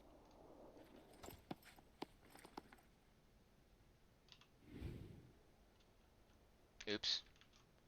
I didn't check if there was line of sight. Here. There's line of sight. Alright, this is gonna do it, right? Richard Fogey, I'm bad at stairs. Bum knee. That stupid glass. Look at that. There we go. Kill confirmed. When you see the interface elements disappear, you know you've won. You know the mission is over. And a few seconds later, mission complete. Ding, ding, ding. No ding. Hornbostle. So this is the experience points that are apportioned out. If you were to add all these numbers up, they would equal 400. You get this many experience points, but they're divided based on performance.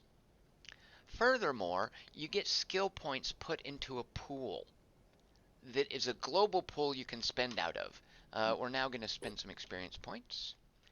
And this is a little disappointing. The character progression in this, there's not a lot of choice early on. Like, I think once you figure out the gameplay systems, you're always going to spend your points the same way. Hi there. My name is Athena, and I'd like to thank you on behalf of Synedrion as a This is whole. just introducing the You know- Synedrion leader. I'm being honest about our flaws, because I think crazily So if we do enough, this, where we the don't whole thing require, works. you guys know what it's like, your We've lawful built good playthrough, something but we're not making buddies remarkable. with these. We're going to Give it- accept what they gave us. They gave us You're 200 tech. welcome. They like us I hope 2 we more can points. work together again. If we didn't take money, they would like us even more. So we're to, okay, first let me show you this. Oops. We leveled up.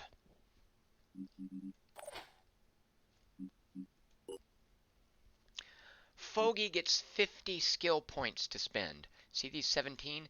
These are the global skill points that we've banked that anybody can spend. Now here are Fogey's birth stats. And we couldn't choose Fogey's class. Like, Fogey comes with a sniper. The very first skill in any class is, hey, you can use that class's weapon. Which is like, oh, thanks a lot. See, there you can use assault rifles and shotguns.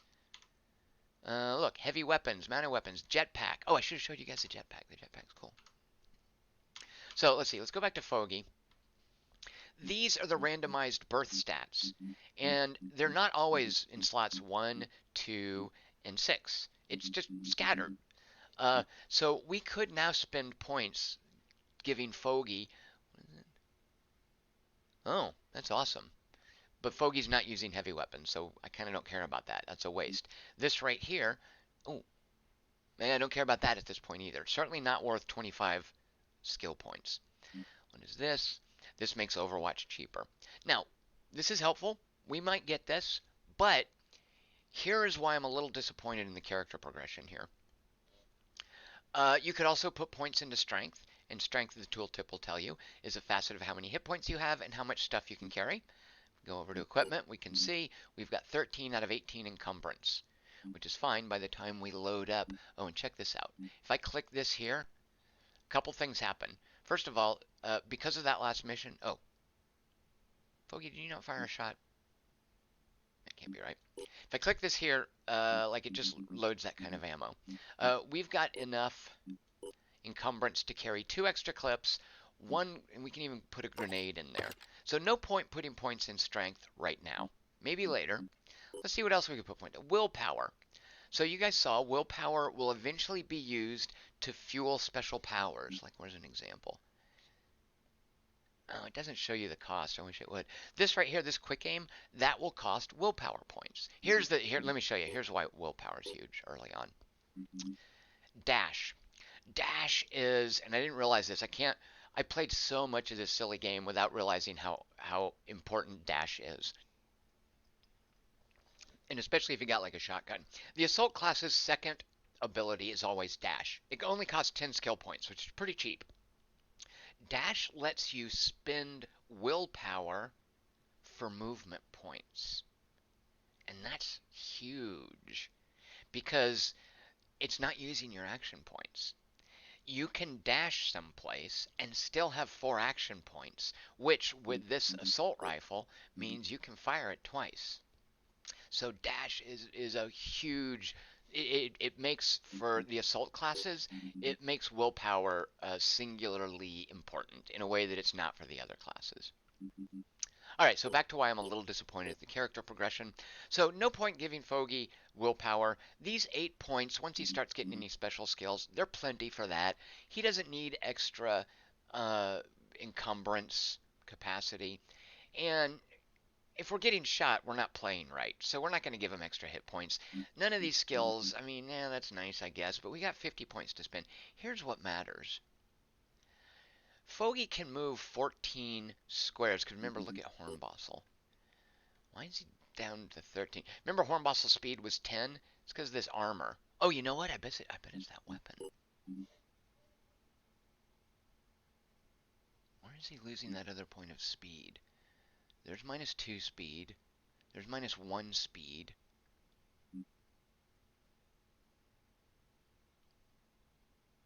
There's a mysterious point of speed being embezzled somewhere. The bookkeeping's not adding up. I don't know what that was. Maybe it was his leg damaged? Hornbostel, did you take a arrow to the knee? Alright, again, sorry, let me get back to why I'm disappointed in the character progression. So, we don't need strength, we don't need willpower, we're not going to buy any of these. Obviously, 14 movement points, if I spend 7 movement points to click this, 7 skill points to click this, now I have 15 movement points, and it's going to cost 8 movement points. You will always and only spend your early movement points buying extra speed, because it lets you move further, which therefore makes it easier to save action points to shoot. There is almost never a situation. Dash is one of the rare ones, which we'll go look at now. Let's unlock Dash. It's 10 points. It lets us cash in willpower for movement. And then the rest. And if I wanted to give him, you'll note it takes 9 points. If I do that, it's going to use all of these and 1 point from the global pool. But I'm not going to do that. We're going to leave the global pool. Eventually, you'll build up a whole bunch of points in the global pool, and you can just shunt those. You can like hire a new recruit and just give the new recruit a bunch of cool stuff.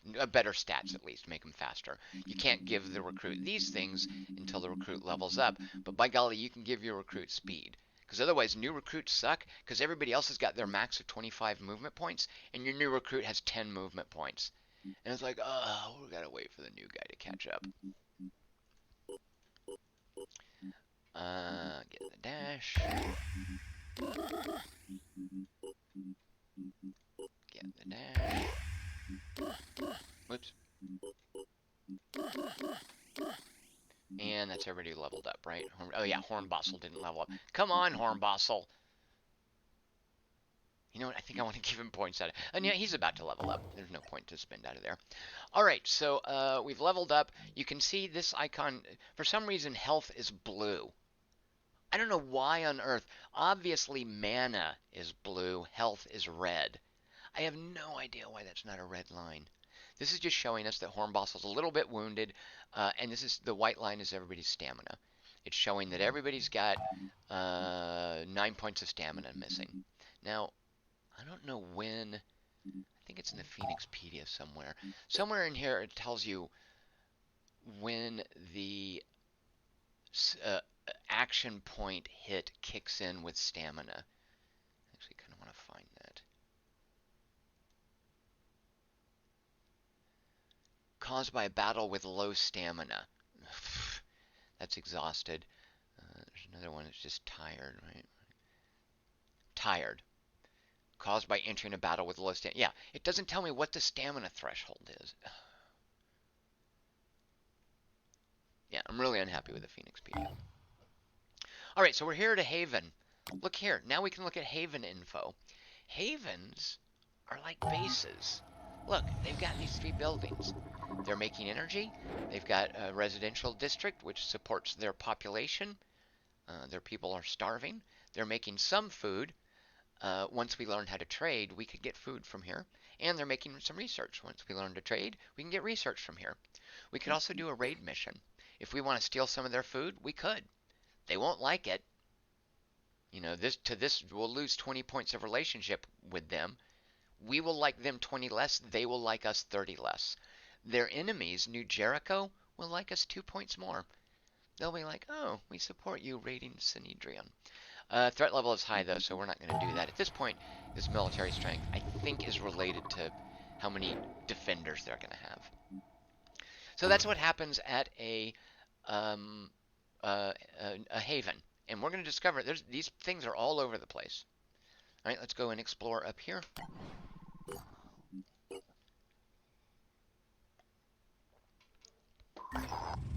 All right. Okay, here's one of the other fight. Hold on, I have to cough.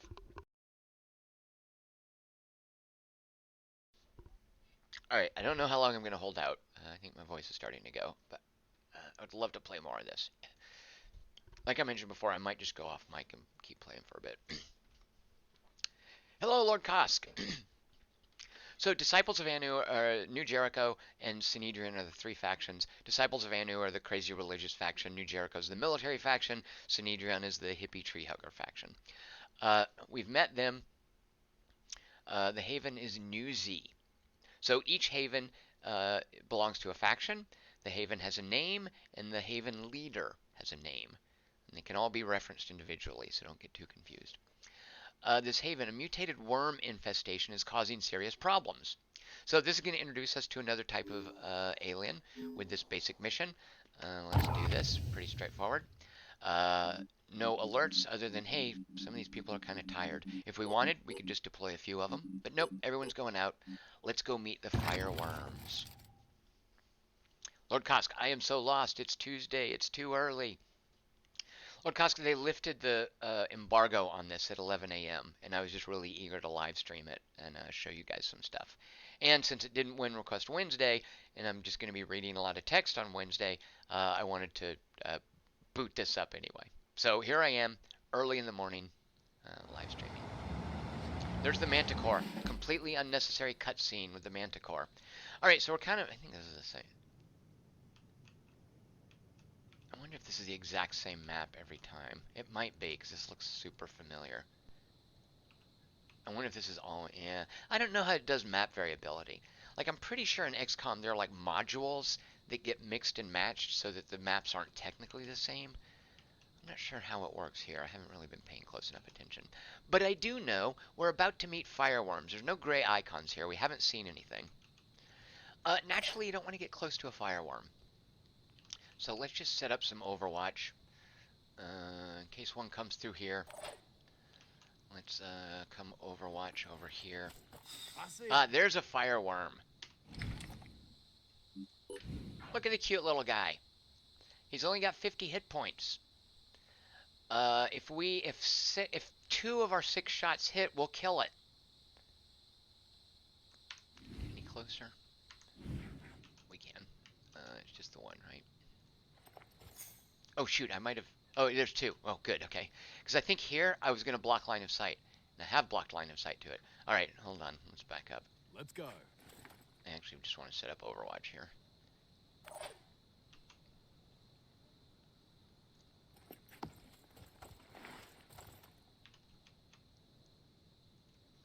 Overwatching. The stupid cannon is just going to miss everything, I bet. Okay, let's try it. Because here's the thing, too, with line of sight. Yeah, so it's a worm. It's like the tiny. It's like a little slithery thing on the ground. Oh. Okay. See this little red thing? It's propped. It's like up on a board, and there's a box. But between these beer cans, under this board, over this box, I can barely see the worm's torso. If I just roll, look at the chances are infinitesimal, but theoretically I could hit the worm. More likely, I'm going to blow up this cover, which I don't want to do because it'll just make make it easier for the worm to reach us. Let's just work our way over here. I know there's no worms behind us. How do I know that? Because... Oh, I don't know that. Okay, generally in missions, there's a red skull which shows you where... What is that?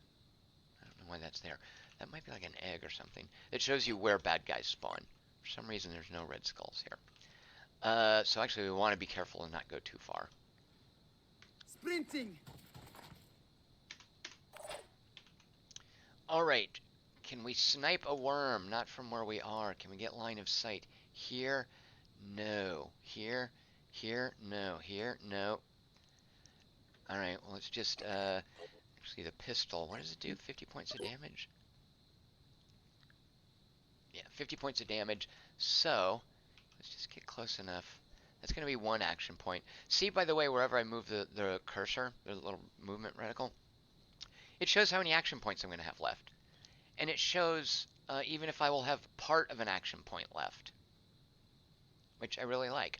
Oh, here's a weird thing. Look, right here, I have line of sight to that worm, which is awesome, right? Because I'm behind cover. Worms, I'll tell you right now, these worms are not ranged attackers. All right, let's see with the sniper rifle. What? I thought I had line of sight. What's going on? All right, here's a really weird thing, and it's part and parcel of how this game does its attack. In XCOM, it's just a percentage roll. Like, it's abstracted, you roll dice, and that's cool, it works. Here, they're physically modeling a bullet traveling from the barrel of the gun to the impact point on the target. What that means is sometimes this very weird thing happens. And when I say sometimes, you'll get used to it, but boy, it's a super rude awakening if you're in a difficult point and this happens. From here, I don't have line of sight, right? Oh, wait, I do have line of sight.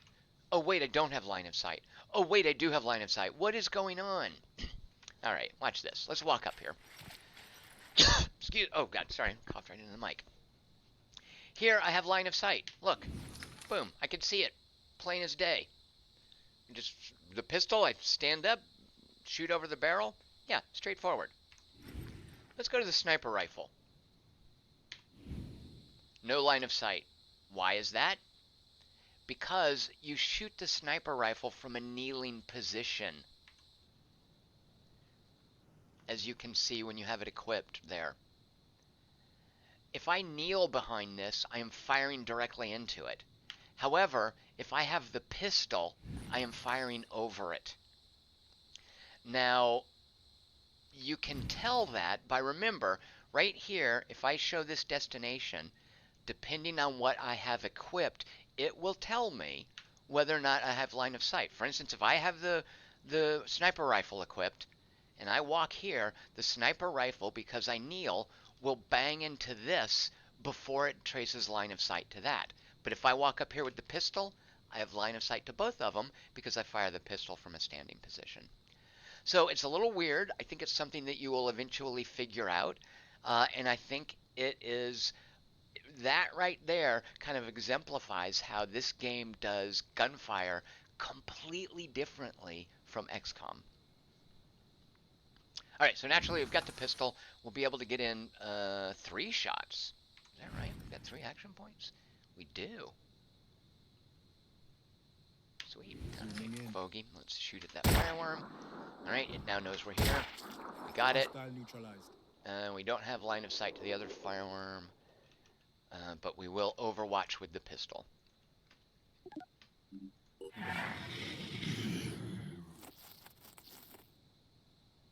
Alright, incoming fireworms. There's one over there. They have no armor, naturally. They didn't come towards us. Come on, jerks. Now, here's another thing. Overwatch, I think, is only ever 1 shot.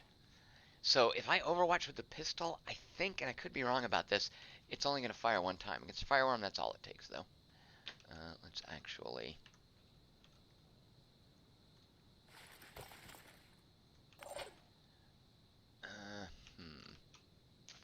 So the fireworms explode. I think I actually might pull back.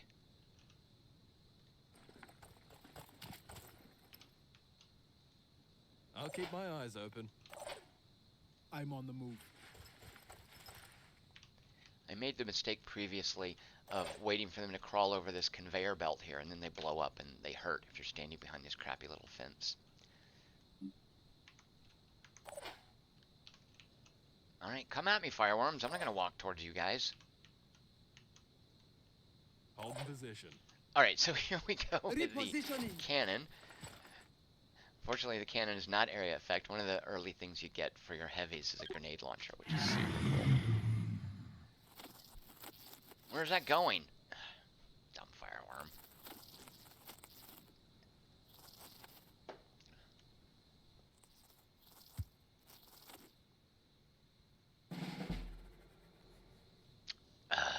Fireworms.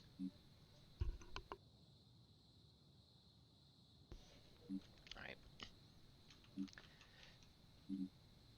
Alright, fine. I'll walk up and shoot you, you dumb fireworm. That's really what you want? Alright. Moving. You'll note, by the way, I love this. I moved forward and it revealed a new enemy. So since I have new information, it stopped my movement. And it can do that because you spend action points not discreetly, like in XCOM, where if you've used up part of your movement, like if I spend part of my 4th action point, I can move 1 square at a time. I can go there, and then there, and it's not going to eat out of my 4 action points. It's just taking away from my movement, which is going to be 20 squares. Each action point, do the math, 5 squares of movement. Oh wait, did I mean to move forward so far? Yeah. Oh, come on. So that was only 1 of the 6 bursts hit. Nice work, Hazy. Oops. Okay, so I'm going to do... Here's Dash. Dash will use 0 action points, but 4 will points. Let's use Dash to pull back here. Oops. Pushing on. I don't want to be standing there when the stupid fireworm comes up to me.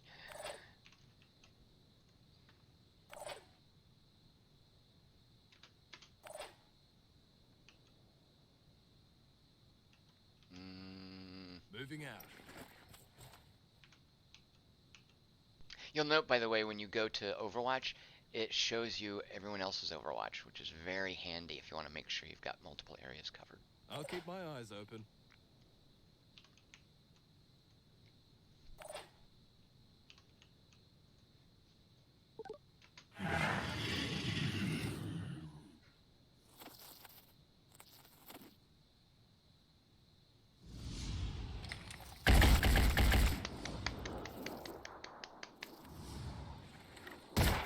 Oh, come on.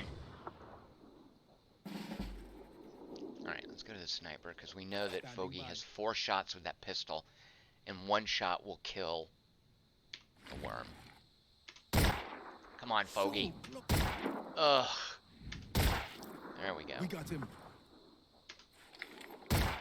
Nice. Oh, wait. 40 damage? What?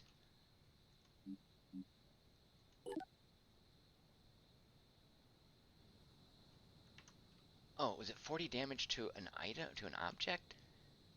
Thought I saw 40 damage. All right.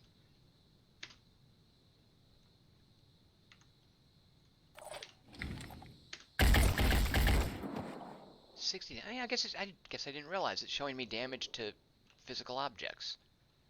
Oh, yeah. Did you guys see that? It briefly showed me like a hit point bar for an object over there. Interesting.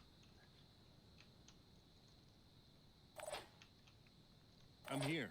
Identify. Hostile down. I'm going. Standing by. Oh, you can't move diagonally between two things. I'm not sure I knew that.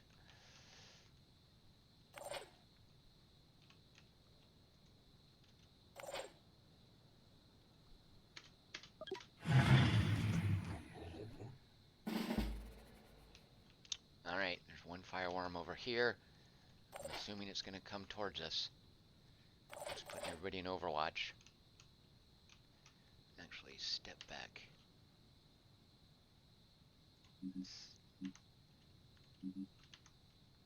Why can't you go here? What's up with that?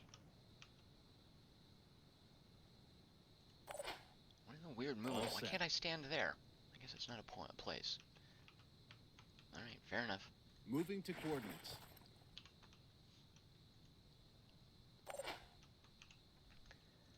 I really shouldn't be so worried about I'm on fireworms. the It's just move. a little intro mission for them.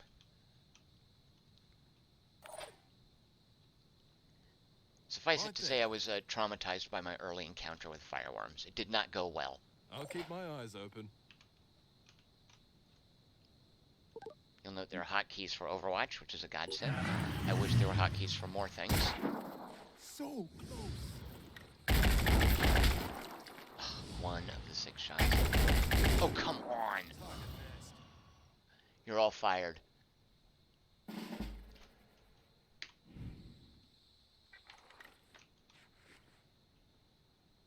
Let's go. Alright, is that the last one, or are there more of them? Yeah, there's more of them out there. Do I have to go root out the fireworms? Moving out. Fine. I think, remember we saw one crawling backwards way the heck over here? Ugh. There we go. Whoa. Oh, okay, wait. Oh, there it is, right. Okay, it's crawling over the machinery. Oh, shoot.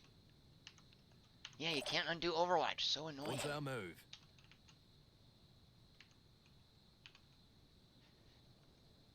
Alright, who is that standing right by the I'm ready. fireworm? Alright, Hazy. Hopefully you won't catch on fire. There is burning in this.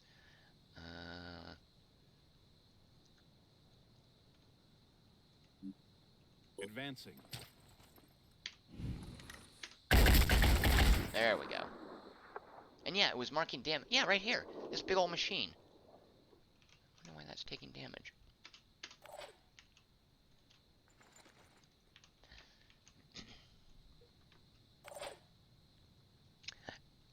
Excuse me. Out of ammo. Reload. Remember, we did bring in a clip for this. We just have the one.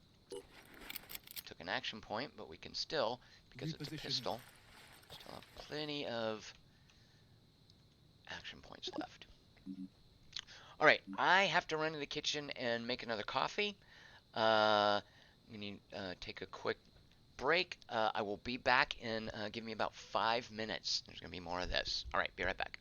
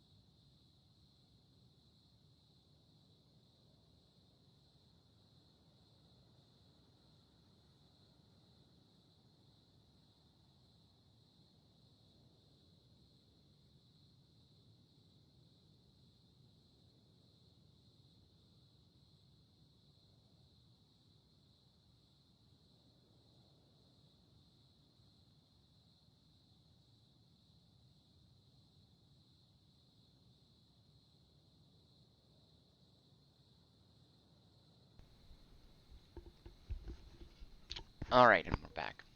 I have to warm up the coffee machine, so I'm going to take another break in just a second. Alright, that's it for this turn. Oh, wait, can you guys see? Shoot a monkey. Hold on, let me show you that game. There we go. Wonder how long I would have been playing before realizing, oops, didn't turn the video back on. No, oh, I see, that's what's happening. When you hit the space bar on OBS, it calls up the last thing you had selected. All right, there. Now make sure this is the active window. Now hit the space bar. Uh-oh. Yeah. Well, now we see fire damage. So every turn, 30 points of damage is applied to Hazy. And if I'm not mistaken, if I was a game designer, would burning penetrate armor? I don't know. We might find out. Alright, well, don't stand. There's still another guy over here. Don't stand in the fire. That's exactly what happened to me before, except I had a bunch of dudes standing over here in the fire. Fortunately, you can still overwatch when you're on fire. I'll keep my eyes open. Here. Oh, you know, I think I could use a med kit. Oh, I should use a med. Nah, whatever. Now remember, you can't undo Overwatch. So there, I'm locked in. So annoying.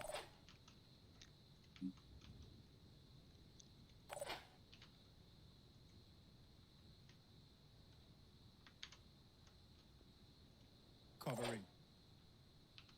We are going to shoot the heck out of this fireworm when it tries to come through the fire. Repositioning.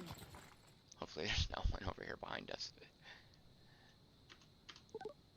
Oh, let me just show you the jump jets because of how cool they are. Oh, shoot, I don't have enough action points. Alright, come at me, fireworm. Just a bit off.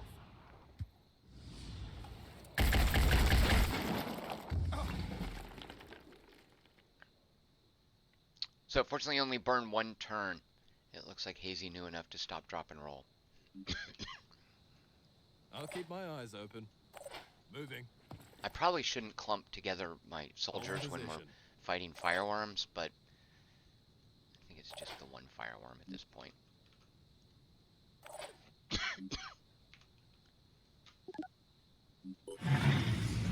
Yeah. See what happens when you come out from behind your cover? Oh, wait, yep. All the interface elements faded, so we know we won. Yikes, ouch, Hazy. Fine. Oh my god, Hornbostle, will you level up already? We have our first level 3 characters. Actually, our sniper's one of them. Gratch to Fogey and Paxton. You know what we're gonna do? We're gonna do some customization. That's another... So XCOM at this point has so many just crazy, insane customization options for the characters. Naturally, this is disappointing. Encounter a potential ally. We first send Alright, so is this going to be our Disciples of Anu playthrough, or our New Jericho now listen, playthrough? I'll be honest with you. The Exalted is the only one who has any real answers. Tobias... It's going to be our New Jericho Very playthrough. well. New Jericho likes us better because they don't like It's hard Anu. to see the right path sometimes. That's fine. Now let's check out this haven. Food production. Elite residences. I think... I'm not sure. That might have to do with who you can recruit. I don't know. Anyway, this haven is called Newsy. Not to be confused with the musical starring Christian Bale. And it's ruled by the iron fist of Rachel Roy, who's friendly to us. She likes us 13 points worth of friendliness. We don't have diplomacy yet. Oh, we do. Yeah, see? So we're going to do New Jericho, so we're not going to take a mission from either of these folks. But once we meet New Jericho, we'll click this. It'll give us a mission. Here's how they feel towards each other and us. All right, let's see if we can find a New Jericho place. No need to go back to base to heal up. Everybody's... Oh, yeah, right. I keep getting confused. That's stamina. We might have to go back. So, how do I know if I'm... How do I know if I'm losing action points? When does that happen? That's really annoying. so much of the stuff in this game is like really above board. So when something isn't above board and you're just left to guess it, it's just insufferable. I mean, we're just about at half stamina. Surely that's where you start to get too tired, right? You know, let's figure it out.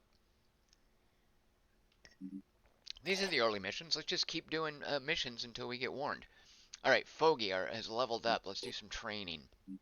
Look. Oh, wait, what did he get here? Yeah. And we're almost at our maximum for speed. Oh, here's what I was going to do. All right, customization for Fogey. Look how boring these colors are. These are the main things you see.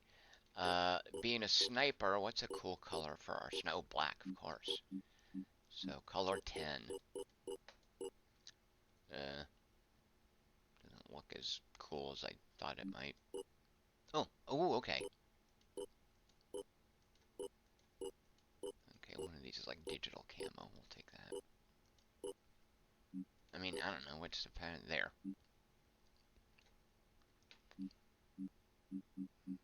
Alright, so that's Fogey. Hazy Silhouette. One of our, excuse me, assault characters. Let's just give you blue. Poker, also an assault character. What's after blue? Green. The color of the felt of a poker table. Paxton. Purple. Purple for Paxton. That's easy to remember. Hornbostel. I mean, okay, first of all, let's make it a dude, because that was weird hearing a girl's voice when Chris Hornbostel's a dude. Yeah, just white armor, like a... Yeah, like some sort of Warhammer Space Marine or something. Alright, so there we go. That's the level of customization we can expect, pretty much. Didn't someone else level up? There we go.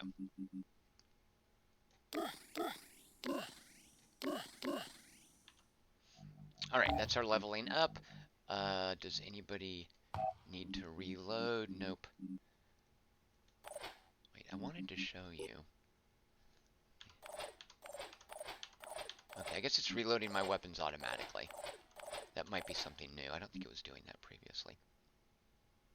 Oh, speaking of that, let's definitely carry a clip and give you an extra grenade. Oh, no, because look, you're too weak for that, Hornbostel. Plenty of clips. Alright, so here.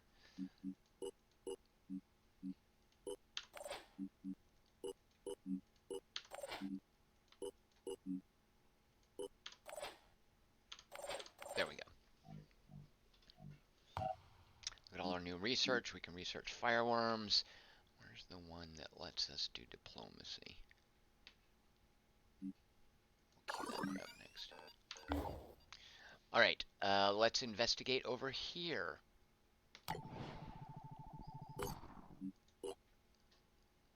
Research complete. Okay, so now we can recruit soldiers from Havens, and this is why Havens can be such a big deal. Why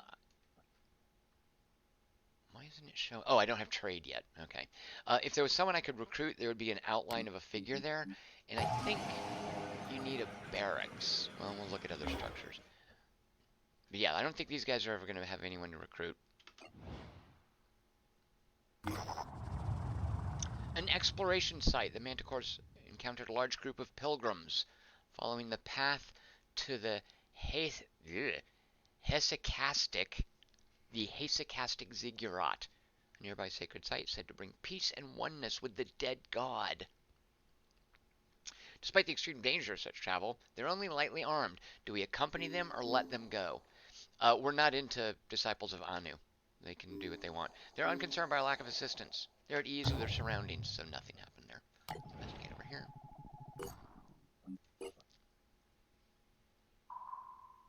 By the way, did you hear that ding, that sonar ping? That means we uncovered a new site. Our area scan. Alright, scavenging, yep. It's daytime, I'm not entirely sure what that means, low threat level, and it's one of the main ways you can get resources. Everyone's going, so 23 stamina. We'll see if that impacts how many action points we have.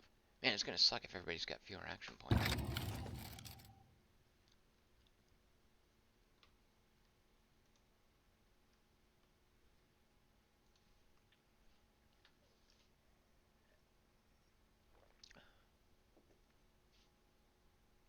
I'm still flummoxed about that Synedrion Haven soldier not panicking with 0 willpower. Because I was led to believe that's what makes panic.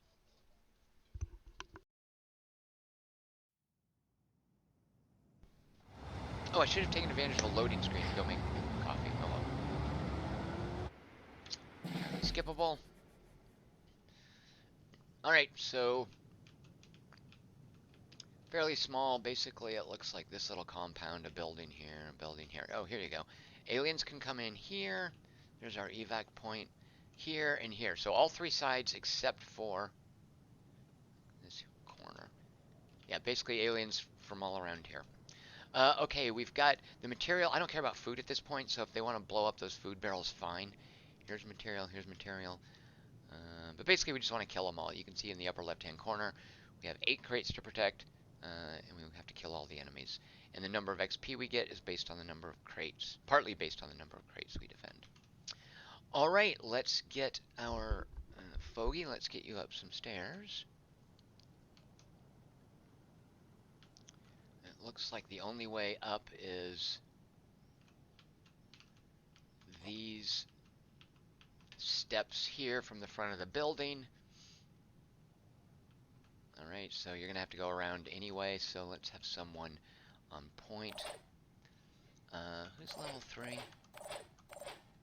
Alright, so Paxton has 25 movement points, whereas at level 2, Poker's only got 20. So Paxton right now is our super nimble guy.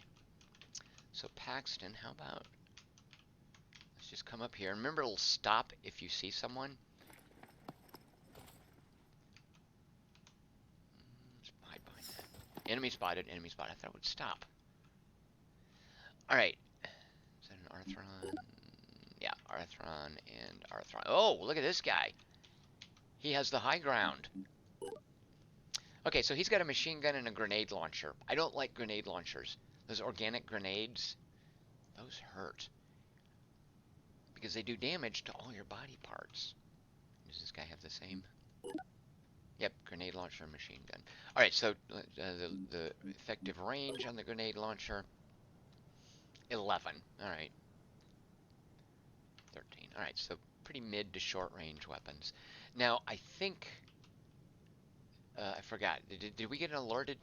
Yeah, I think they haven't seen us, so they're probably going to go over here and try to mess up these resources, which is fine. So, we're just going to do line of sight. If they get this close... I mean, Overwatch, then we'll shoot at them. Fogey is so pokey. Let's just have you working your way around here to eventually get up those stairs. Let's not come around the corner just yet. Actually, how far can you get up the stairs? You can get up to there on the steps, but you're within line of sight of the guys with machine guns. You know what? They're so far out. Oh. No, they're not that far out. Alright, stay behind that wall. Alright, Hornbossel, our level 1 heavy. You know what? It's going to take you forever to get up here, so... Oh, shoot! Dadgummit, I keep meaning to show you guys the jetpack. Because that's what's cool about the heavy armor. Poker can get... Let's come around over here. And we can still get one shot off. Ready to fire. Yeah, I'm guessing this is not going to be... we might hit. Looks like we got in, yeah, one hit against an unarmored place. Okay, we hurt his left arm. Alright, and then another assault. We can go over here and get another shot in. Now, actually... I hope I didn't screw myself, because if he can run up like here and throw the grenade... This is a terrible place to be when you're fighting someone who has a grenade launcher.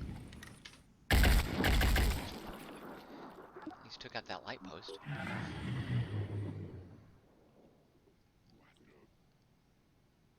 Alright, there's a third thing. He was trying to shoot at that material through the wall. Which is fine, he'll eventually get to it. Alright, so he sees one of us. Looks like Fogey. He's throwing grenades at the resources up there.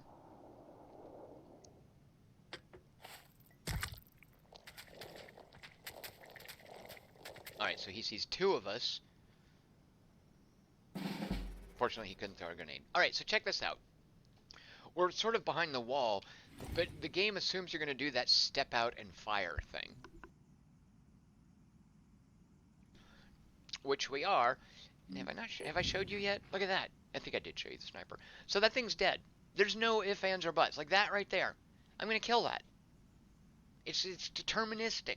It's like a Euro game. There's no question, because at this range, the reticle is that size against that character model. It's dead. How would I do against that? Or I could take a chance against that thing, but nope.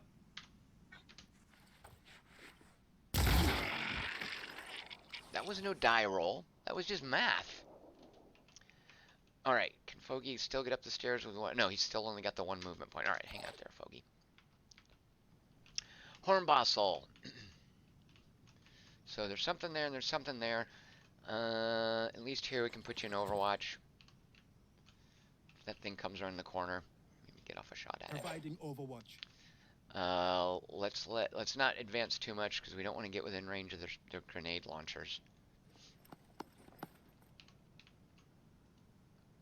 Overwatching.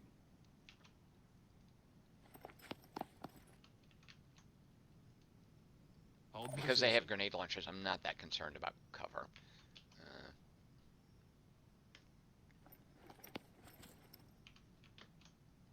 Alright, I dare something to come walking keep down my the eyes street. I open. dare it. John Edwards. Deterministic. I can't tell if that's a smiley face, John Edwards. That is one of the things I really do like about this combat model. Oh, it's going that way. Well, why didn't you just walk down? Oh, he wants to attack the cargo thing. Have fun. Knock yourself out. I was going to use those materials, jerk.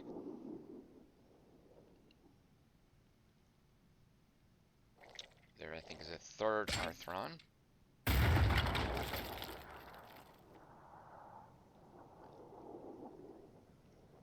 Alright, I predict we'll rescue about half of the barrels here. There's that other Arthron that was shooting through the wall. Whoa, whoa, whoa, whoa, whoa! Shot Fogey in the leg and the head. Uncool. So, let's see what the pistol looks like. So we could do 4 shots like this. The head is lightly enough armored that 2 of them would kill it. I don't like it. Let's just see what the... Oh, shoot a monkey! My finger hit this... Well, I could still snipe. Yeah, this'll kill it. Again, no questions asked. It's dead. That's the thing about a sniper is when the sniper's in position, 3 of the action points are used to use the sniper rifle, and because anything in these 3 quick slots on the inventory, you can switch freely amongst them. Use 3 shots with the rifle, and then that leftover action point, just pull out your pistol. Okay, I think it's going to come through this door then. Actually, I think it's going to go after this crate. I don't know that we can protect that crate. Let's see.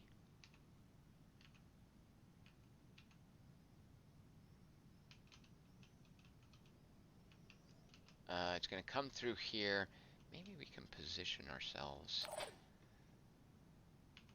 Let's try this. To where when it comes through this door here, to try to get a line of sight on that crate.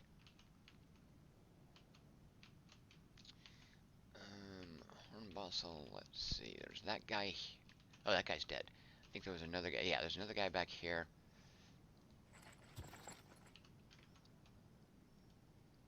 Covering. And actually, if we can get close, yeah, let's get close-ish. We can huck a grenade.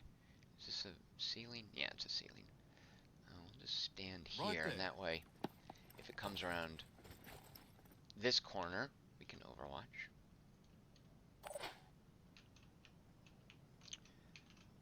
And then I think here, and then overwatch this door. just in case. Actually, let's go out to the edge of the building. I'll keep my... So I think hopefully it's just those two left. There's one. Now we hear him, we don't see him. Oh, there's a food barrel over there. Alright, fine. Knock yourself out. I don't care about food. Oh, geez, a mind fragger. Okay, I didn't know that was gonna happen. Alright, fortunately we got it.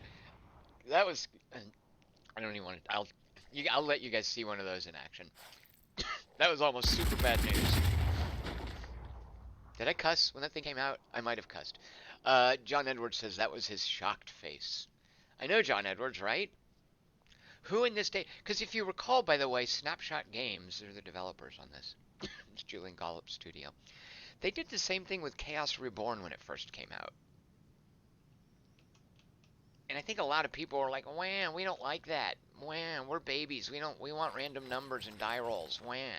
That was the noise they made. Don't think you'll get line of sight, but just in case. Providing overwatch. Actually, yeah, if there are any more of those mind fraggers, I kind of want to change my strategy. Covering. Let's just give any mind fraggers a chance to come forward if they're out there. Overwatching. By basically sitting tight in this position.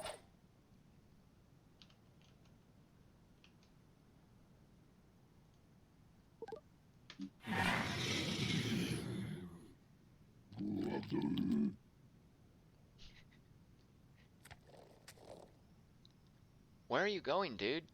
There's nothing over there. I guess he's going after that food barrel. So there's another Arthron. Alright, so two more Arthrons. And another Mind Fragger. Okay, I'm glad that I hung back. Somebody get that! Somebody get on that! Oh, jeez.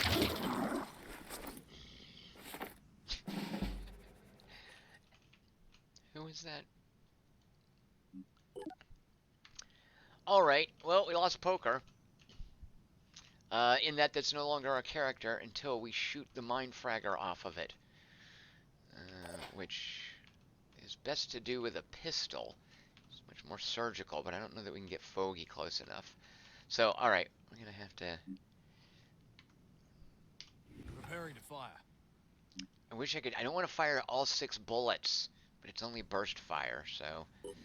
Alright, hopefully one of these will knock that thing off of its head. It's off of Poker's head. There we go. Oh, I think it just hit the Mind Fragger and otherwise didn't hit Poker. Yeah, awesome. Surgical Mind Fragger removal. I'm here. Now that used up those action points. What's our move? Let's still Overwatch there.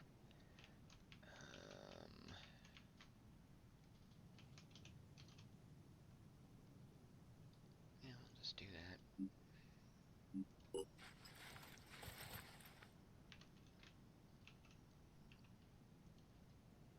Providing overwatch. I'm on the move.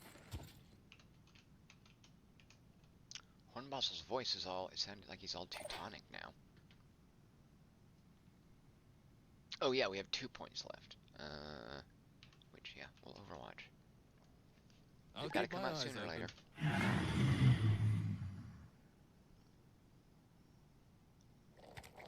And like I said, I don't care if he kills the food.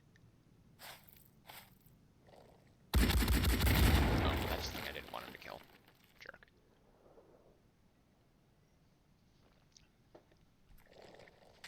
Don't come out that door! Oops. Oops.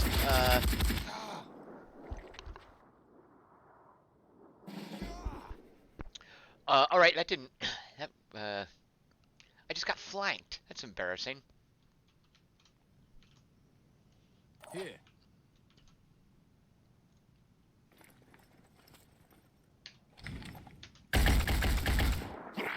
What the...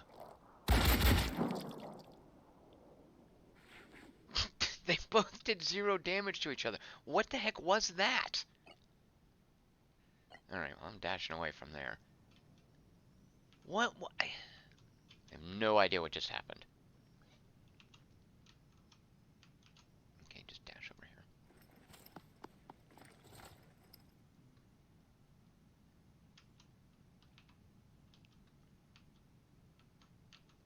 and then run inside.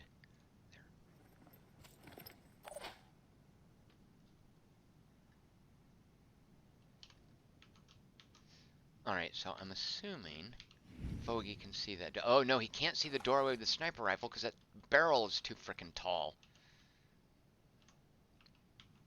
The barrel that we're defending, by the way. Alright, let's come up here. And now he can see that thing in the doorway. Ta-dum! And this should be a no questions asked, it's dead.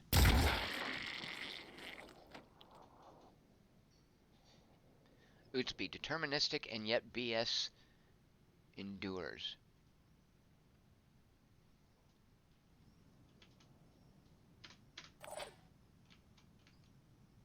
Alright, so it's just this guy.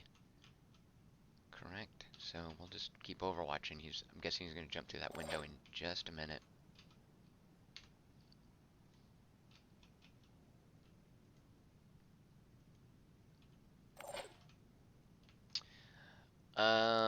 Paxton's head is disabled. Look. And he's bleeding for 10 points a round. And he's only got 44 hit points left. Alright, so let's go to the med kit. Now his head is still disabled, and I don't know what the debuff is when that happens, but it applies to Paxton right now. Let's get out of the way of that thing. That's a good place to hide for now.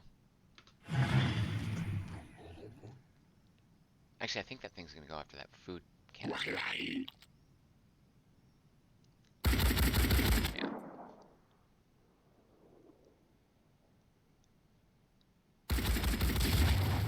Actually, the main reason that I want to defend those canisters is because it determines how much experience I get for the mission.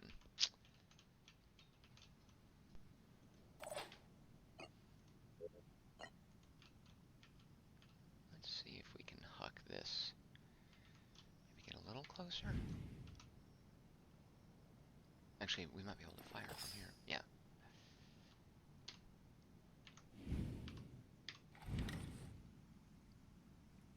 Now, except for, let's see, so 90 hit points. Each shot does, is it 30? Yeah.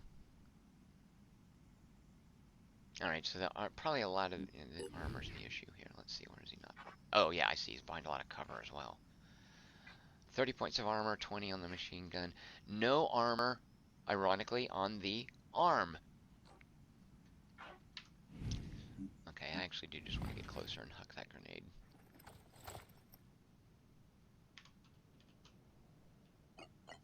Let's get this done. That seems to have him in the blaster radius, right? I mean, yeah. I have a feeling this isn't going to go well. Because of the randomness with the grenade throws. Oh, no! Exactly as I hoped. You know what? Just get right here behind cover.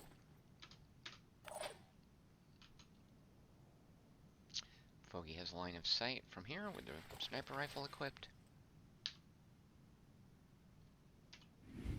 Except, wait, now he doesn't. Hold on.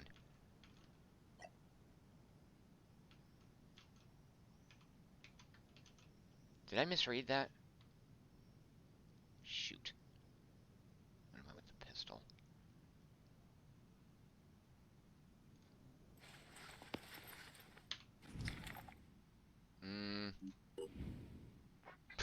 Barely, It'll kill it, though, if we make that hit. We have 2 action points with which to try. There we go. Enemy down.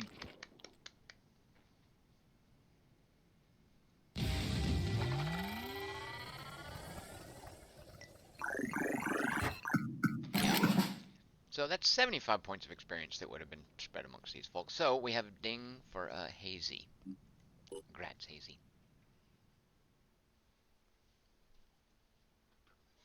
Alright, I gotta make a coffee real quick, and then I'll be right back.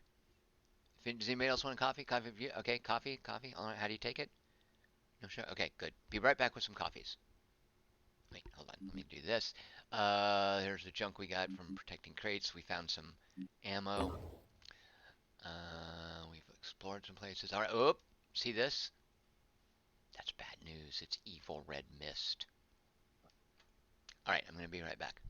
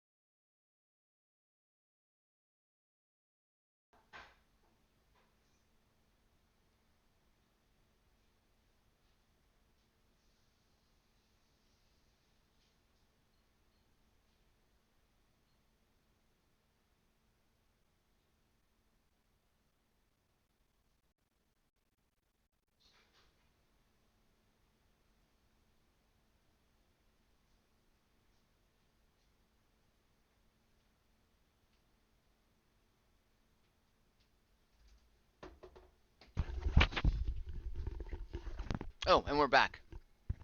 The mic was on. Could you guys hear me making coffee?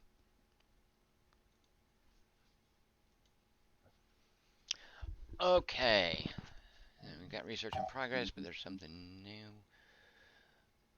Okay, so oh, right. So the Hephaestus is as you can see here, a laser pistol unique to Synedrion, whatever, the tree huggers.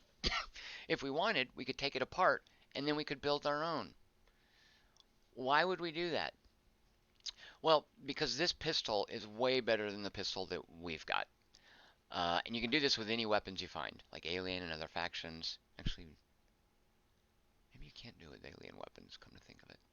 But you can do it with the other factions' weapons, and factions have different weapons, and they differ in these stats, which are important because of the deterministic model of combat here.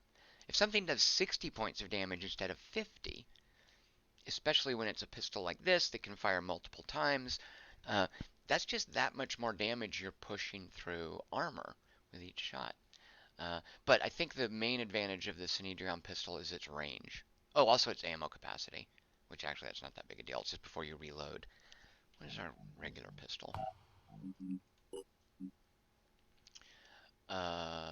Yeah, so the Synedrion pistol's range 27. This is range 18. The way range is explained in the tooltip is that to hit a human... Ootsby, that was fast. Instant coffee or capsule? How dare you, Ootsby? How dare you? I beg your pardon. It was Silvio, my Rensilio espresso machine. Instant or capsule, please. You know what? Just for that, I'm gonna pause and take a sip of my espresso.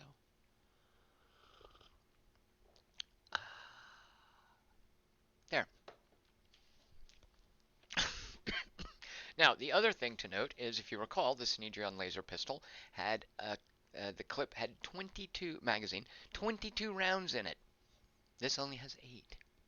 So not a big deal, but enough of where if you had access to those Synedrion laser pistols, you would want to use those instead of these default uh, Phoenix Point weapons. And that's the case with pretty much all the weapons here. An exception, at least where I am in the game, being these heavy weapons. But you can get a better sniper rifle, a better assault rifle, a better handgun, and why don't we have the shotgun? Where's the Mercy? Can we not build a... We don't even have the Phoenix Point shotgun unlocked. Alright, well there's a Mercy SG3, I think it is. And even that, the Phoenix Point one is the crappy one. As soon as you get a better one with different stats, you'll probably want to use that as much as you can. Okay, another thing, by the way, about reverse engineering is if we decide to use, say, this Hephaestus 2, this Synedrion laser pistol, we can't make ammo for it until we reverse engineer it. So let's just say I happen to find, oh, I don't know, let's say a crate of these things falls off the back of a truck. That's great, but without being able to make ammo, it's not going to be super useful. So we're not going to do this because we don't care about this laser pistol at this point. If you recall, only the sniper can use a pistol, which is a bit weird because remember, for instance, yeah, like it would be nice if our heavy Hornbossel, who's still only level 1, come on Hornbossel, get with the program, could also carry around a pistol so that he could shoot more frequently, or at least get 1 or 2 shots in every now and then. But nope, because he's so slow and pokey. I still want to know where that extra movement point went. So his speed is 14. And these are taking 3 of the movement points. Maybe I just didn't read it right in the game. His speed should be 11. He should be able to move 11 tiles if he uses all 4 of his movement, of his action points. Alright. Oh, wait, someone leveled up. Let's go ahead and spin that. And, again, not very dramatic, but... Bonk, bonk, bonk, bonk, bonk. Oh, we didn't give Hazy... Oh, you know, actually what I should have... Oh, yeah, he's already got dash. Okay, I was worried I skipped dash. This right here is actually pretty cool. It's worth 15 points, especially as things get tougher. Just automatic fire back, even if you didn't do Overwatch. Somebody shoots you, you shoot them back. Are there any of these I want to do? Bonus healing. Oh. Oh. Have I never seen this before? Why didn't I get that? Okay, so, Hazy, you're going to be our medic. Let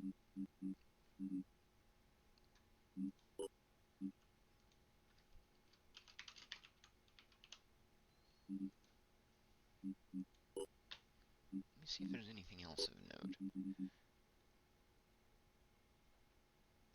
I think I haven't seen some of these. Oh man, I want that. It's appropriate for being green. That'd be nice to have too, to be able to use shotguns, but that's not unlocked until 5th level. 2% bonus accuracy. I mean, I guess with the assault rifle, that's good. You can put more lead on the target, maybe? Alright, what other inherent things? Oh, well, interesting. Wait. Okay, that's okay, yeah, that. Sniper proficiency with plus 25 damage. Whoa. Almost makes me want to make Paxton into a sniper. Because plus 25% damage, like sniper rifles, as you know, do an awesome amount of damage. I think the Jericho one does 130. So getting that 130 to basically like 160, I don't like the sound of that. Now you'll note when we get here to level 4, and look how expensive that is. If you spend 50 points, which is pretty much all the points you're going to get when you hit level 4, you can unlock a secondary classes tree. So I could have like a mixed sniper assault rifle, which a sniper with dash actually is good. Alright, let's just keep that in mind for Paxton. Might make a sniper to him. What else do we got here? Reckless. 30% bonus damage. You know what? Once we get Hornbossel a grenade launcher, yeah. I'm okay with that, because, you know, grenade, close enough for horseshoes and hand grenades, is an aphorism for a reason. There's some advanced healing. What else? And then Foggy had... Yeah, I think I looked at these before.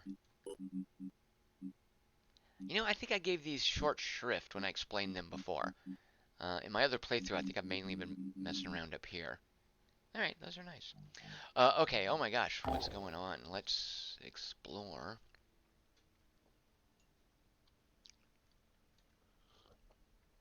Down here. Uh-oh, missed up here. So are these the only missed places that we can see at this point?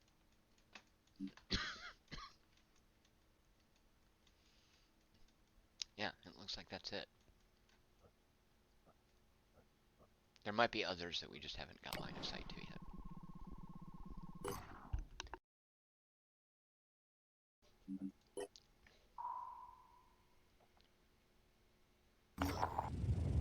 Here we go. So these are the guys we want to be buddies with. Hi, Jeff Pinard. So is this a buy now? Jeff Pinard, I guess, JP, I guess it depends. I'm certainly digging it. And I think that it's different enough from XCOM that they sort of satisfy different kinds of. This is more board gamey. In the deterministic combat, I think. I feel like there's room on a hard drive for both this and XCOM 2, which was my main concern when I first started playing this. So I was like, why would I play this instead of XCOM? And there are a lot of good answers to that. Alright, we're going to do this mission, not just for the XP. We have to fight some Renegade New Jericho guys. I forgot to check, were we out of, did we get fewer skill? I feel like I would have noticed if we were getting fewer action points. So 16 stamina out of 40. Let's see if we're tired or exhausted. Although you'd think it would say that somewhere. Alright, whatever. So our objective in this mission, we've met Jericho. We're going to do this basic mission for them. And then we're going to go to the diplomacy screen and ask them for another mission. And we're going to work our way along. I believe each faction is kind of a storyline. In that the factions give you, I think, scripted-ish missions. Kind of like the story missions in XCOM. I think that's how it works. Wait, what was that tooltip? It said something about waist high cover. Jeff Bernard said, okay, buying it, and then he threw in about 57 exclamation points by my count. So, New Jericho lives in forts like this. Remember, Synedrion had that curvy, futuristic architecture. It's just a fort. And wait till you see the disciples of Anu. Boy, they live in like freaky Aquaman lair architecture. All right, so we just got to kill all the bad guys. I'm inclined. Here's another thing too. One of the issues that XCOM had, and it's just part of its design. It's how it works. Is it would spawn groups of enemies as you moved forward. And that then meant if you just played super cautiously and just inched forward a tile at a time, to where as soon as a group of enemies spawned, you would then fall back and let them run at you and kill them. And that could get kind of tedious, but on the harder difficulty levels, you kind of had to min-max it that way. And so one of the things that XCOM 2 did to sort of put time pressure on the player to keep from inching forward and min-maxing was putting time-limited objectives on scenarios. And I was okay with that. I was okay with how it forced you to make difficult choices between being safe and a mission being profitable. It's a classic risk-reward calculation. I don't think that's the case here. Now, you see that they tried to do it in the previous mission with the scavenging. If I really wanted to keep those barrels and get the experience points for protecting them, I needed to get out there. But in this mission, let's just be super careful and let them come to us, which is kind of what we've been doing anyway. But I'm going to be more specific about it now. I don't think anyone's going to come around that corner. Oops. Providing overwatch. Oh, you know, there is a passageway back here. Are there any doors in the rear of the base? There are not. What if we go up? Yeah, it's a roof, and I don't see any ladders to climb up. There we go. There's one. So we could go up and over from here, or we can go straight through from here. But I'm guessing, so I'm guessing that means no one's going to come back here unless they're already there. So actually, let's just check that real quick.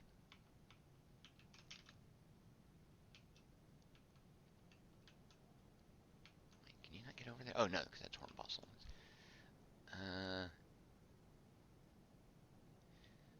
So I think the way that these little like buttress things are modeled from here, I don't think I get line of sight down that way. So I'm just going to do this. Make sure there's no one down there.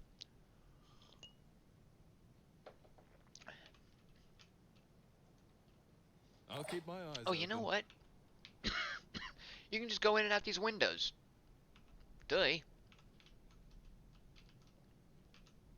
So actually, let's work our way back towards that.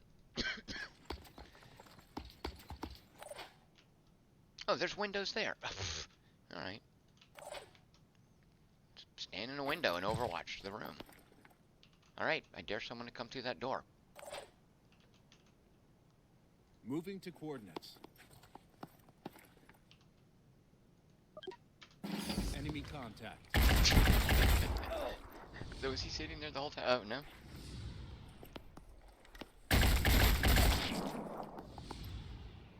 Out of my property.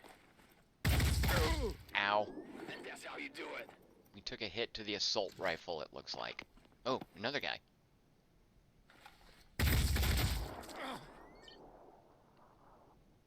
Remember that whole thing about being cautious? Ugh. Good Got lord. them in my sights. Fortunately, no bleeding. Alright, well, the snipers are doing F-all. But guess what? I can't fire, but in the meantime, we can run around here. Oh, let's hope there's nobody down at this end. I should have moved one square at a time. Although I think if I'd come around here and there'd been someone here, it would have stopped my movement with an enemy spotted message. So we've got line of sight to him. Don't think he sees us yet. And check this out. This is sort of Let's go. flanking-ish. Oh, come on. Oh, you know what I can do? Now, Executing. yeah, right? Like that's...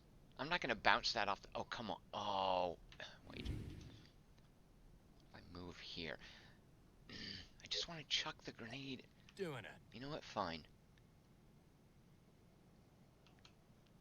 Although maybe come to this window. Do I have enough movement points? I do. Alright, let's try Moving this out. window.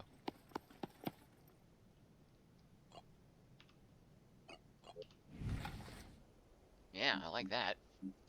And... so you'll note Jericho has decent armor.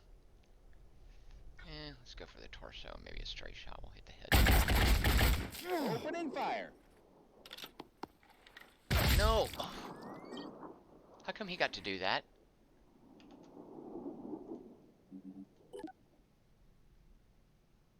He's a level 1 dude.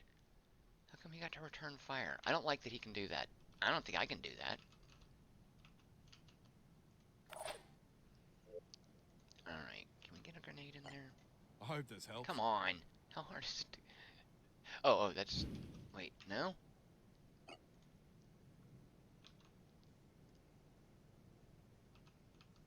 can't quite tell where it's drawing the point of the grenade.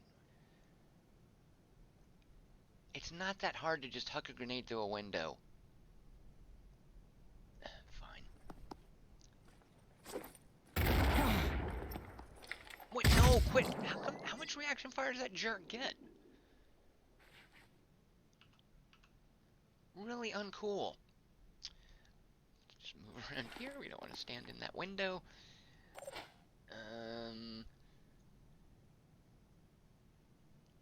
Repositioning. Alright, I like the odds of this. That should kill Yasmin Karius. Actually, we've only got the inner circle on the character there.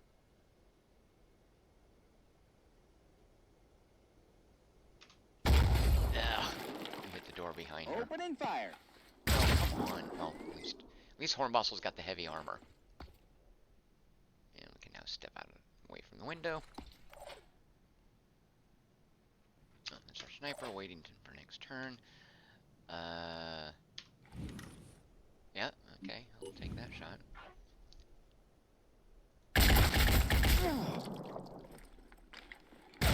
What? And that's how you do it. Is that just something that New Jericho gets to do? Because I don't approve. I don't think we have the hit points to be standing in that window, so let's move there. Maybe even, do we have an action point to use this? No, we don't. We've just got a partial action point left. And there, a partial action point left. We'll step around the window.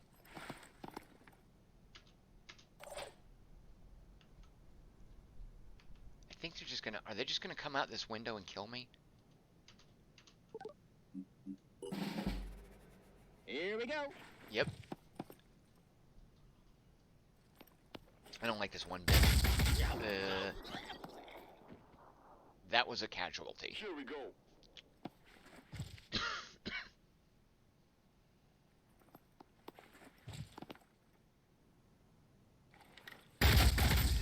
Ugh.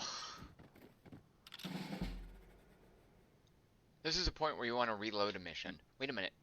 Did I lose 2 people? Oh man. Ugh. Reload. Comms online.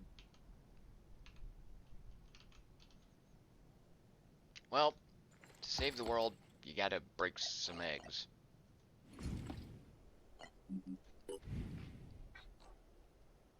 Hostile neutralized. We can't afford to lose 2 people at this point. Now I'm down to 3 soldiers. Lord Kosk, no reloads, Tom. I didn't get that memo. Can you forward me a copy of that memo?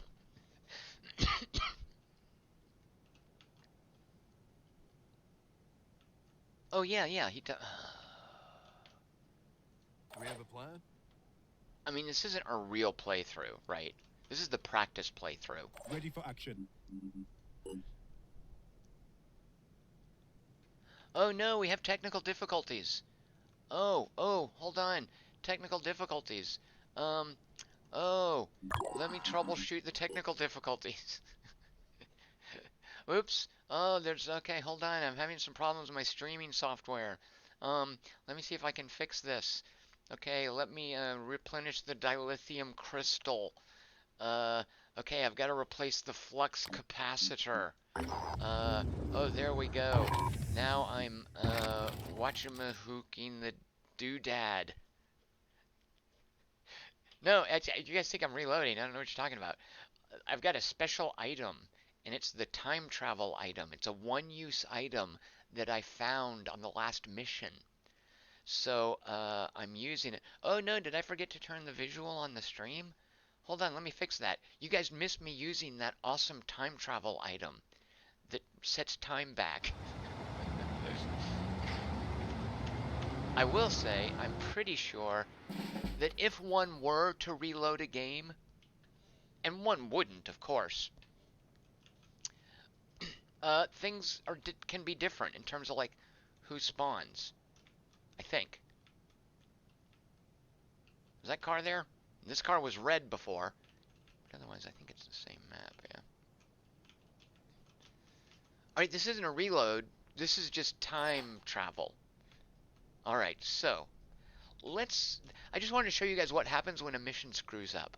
Let me now show you how to do a mission for reals. Alright. Ready for action. Let's move our sniper. Sprinting. Jeffnard said he will laugh if they die again. What do you mean again? They didn't die the first time. We rewound time. Didn't you see in Marvel Infinity War and every Star Trek ever made and Terminator and probably one of those later Matrix movies? Alright, so I think if we just like take a defensive position, we will hear them walking around. I don't know why we don't hear them walking around Moving. before we drop in, but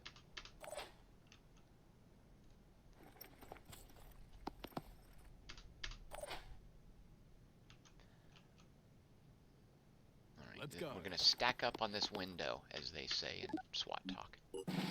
There we go. There's one.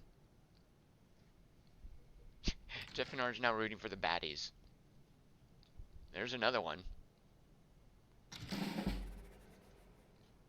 Okay. Now we have what's called actionable intel, you see. Alright, so naturally, where's this guy going? Well, naturally come around here, so we can snipe into that main entryway if necessary. We don't have an, you know what, if we go to the pistol, we have enough for Overwatch, just if someone walks out the door. Or maybe someone comes around the corner. Just up to the doorway, no farther. Alright, I think we can go into this room, right? I get the impression if someone was in here, they were just standing still. And nobody just stands still in the middle of a room. That's crazy talk. Okay, so this doorway being the point where you want to be careful of anyone coming through.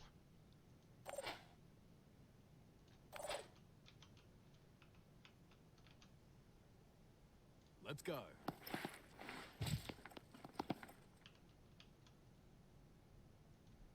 Hold in position. Hornbostel with his big ol' cannon and his level 1 movement point allowance can hang out back there. Moving to coordinates.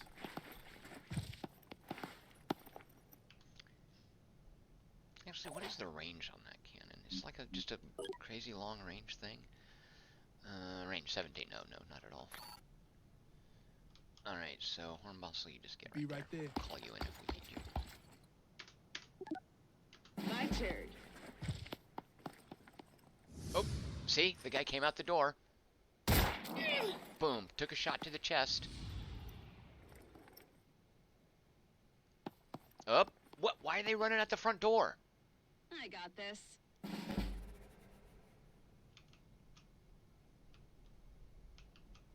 And where'd the guy go that was over here? Alright, well, we can come through here, and because we don't have level 1, where's our level 3? We have Paxton. So Paxton can get through here with the most points. Alright, fine. Hopefully there's no one over here.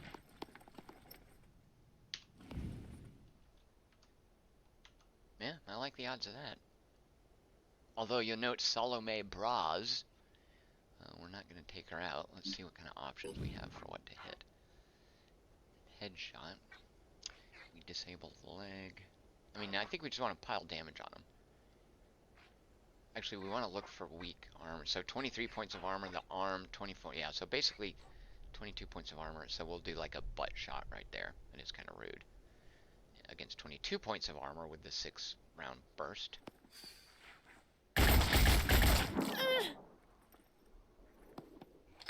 I hate that they can do that. No! Like, what was that? Some kind of, like, crazy, cheaty Overwatch? Uncool. I'm here. Okay, well now, by the way, let's get our sniper in here.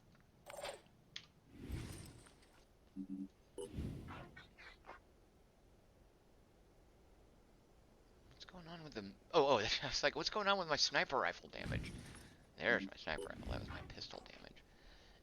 So this headshot will kill Salome, but this guy, I'm kind of worried about. So he'll lose 5 points of willpower, which I don't think is panic level for these guys. Let me check. Yeah, they've got 6 points of willpower. All I need is a clear shot. And that's against 23 points of armor. So if I do the leg shot, I mean, it's just, let's go for the headshot.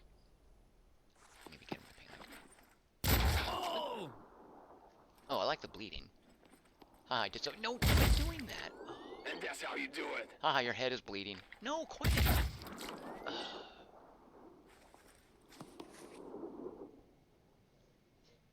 Jeff Bernard, how many missions deep are you? Jeff, I think this is 4th, 3rd, but I didn't do the tutorial. So I'm actually going to, oh, well, no, let's see if we can finish them off. I think a well-placed grenade might do it. Do I want to stand? Yeah, if I stand here. Here goes. I can't look at that arc. See, I can't, the stupid roof. And I can't roll it. So let's just try moving forward until we can get that grenade up there. Let's get this done. Advancing. On it. Okay, I guess I gotta stand in the doorway. Let's get this done. Alright, that'll get both of them. Oh my gosh, look! Well, at least he's gonna he's gonna have an empty rifle. So he'll be dead, I'm guessing. That does not seem like he has enough hit points to sustain that bleed. 7 hit points against a 10-point bleed. So what we want to be careful about now is if there's anyone else here. How else would they get into this courtyard? Through that window. This door goes here. Oh, this guy. Alright, yeah, he's gonna come out here. Was he the guy that was out here? Alright. So, this doorway...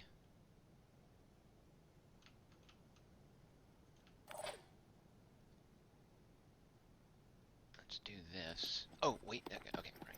I want to make sure that guy didn't have, like, Overwatch on. And then try to cover this door here. I'll keep my eyes open. And if we go to the pistol... No, we don't have a full action point left. Oh, yeah, we do. Cover that door there. Attempting Overwatch.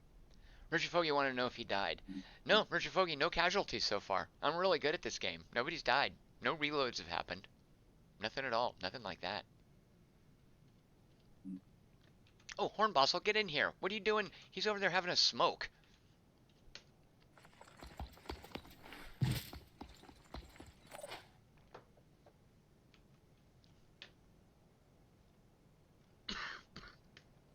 Remember, this guy, as soon as he activates, is dead.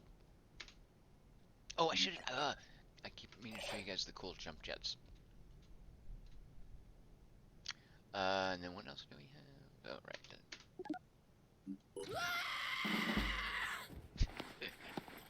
Alright, come through... Oh, shoot. I thought he was going to come through the Don't doorway. mess with No, me! why...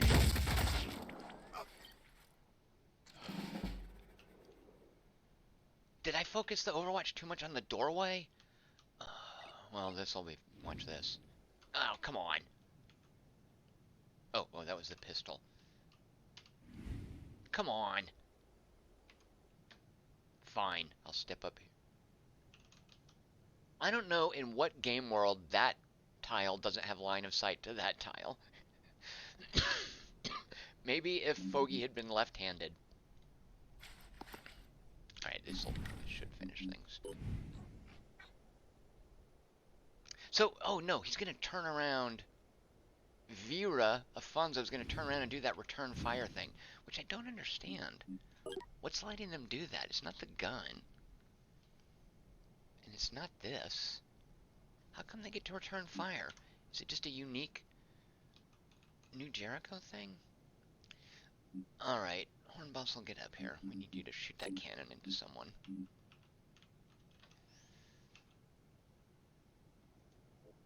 Oh, shoot. Still can't get up there with the cannon. Dagnabbit. So slow. Could get up there and huck a grenade, which I guess we'll do. Repositioning. At least you can take damage. Just right at Vera Alfonso's feet. So, less armor. Alright, who can afford to take the return fire at this point? Certainly not our sniper. Alright.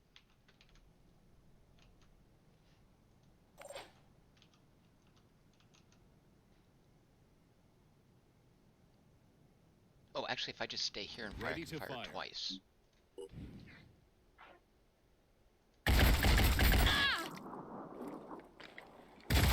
Stop shooting me. You know, I could have had something I could have done is had the sniper destroy the gun. Nah, well, I don't think that was gonna happen. Wait, how many hit points?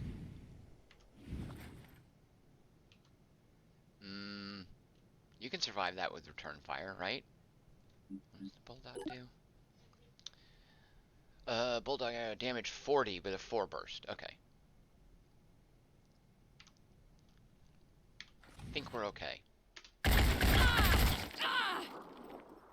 I mean, when does it reload that thing? Oh, you know, does that actually... Does the AI cheat? Oh, yeah, no, you can see how much ammo is left in the magazine. Alright, so now the sniper, Fogey, finish this guy off. This better be the last guy on the map.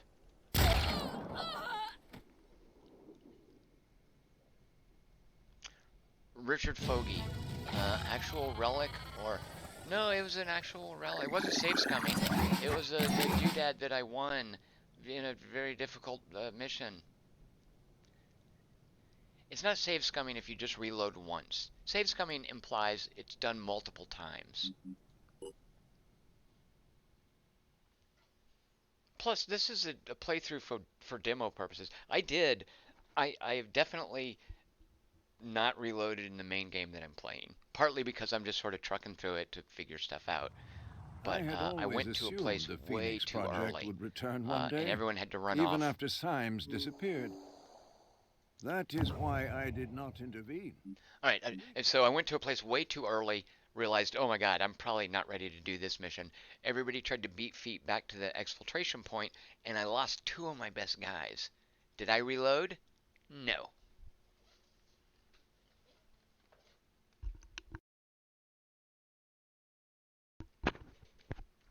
Ashberry76 says it looks like XCOM with crabs. Yeah, unfortunately, I think it's going to get a lot of that, which it's definitely not. I mean, that's, I think, absolutely an unfair characterization for reasons that I'm trying to demonstrate here. But I think that is going to be the immediate perception. That was certainly Ashberry76, my initial reaction was, oh god, it's just XCOM, but with crabs. So look at this. 2 of the soldiers used their grenades. I don't have any replacements in stock. So, oh my gosh, I'm going to have to micro who has a grenade. No, I don't. Whenever this comes up for ammo, clips, and grenades, and just click, click.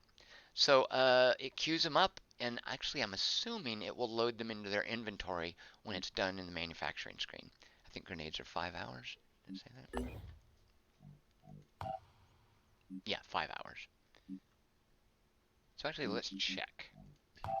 So we see that both Hornbostel and Poker are missing items from their quick inventory slots. We know that's the grenade. You can just look there.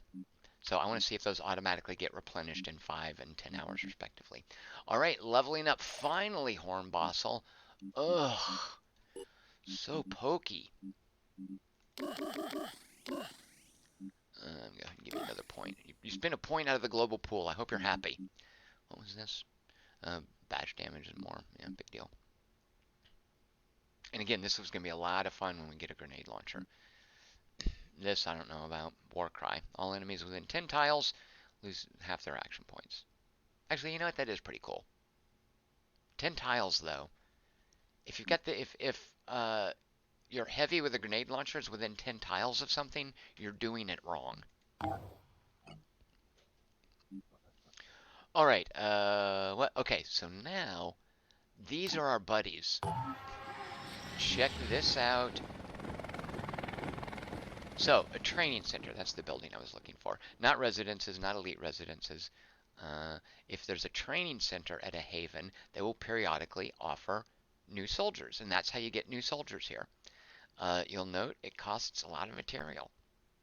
And at least in my other playthrough, that's been the main material sink, is getting new soldiers. Which I probably, if I could keep them from getting killed, because I'm definitely suffering a lot of casualties.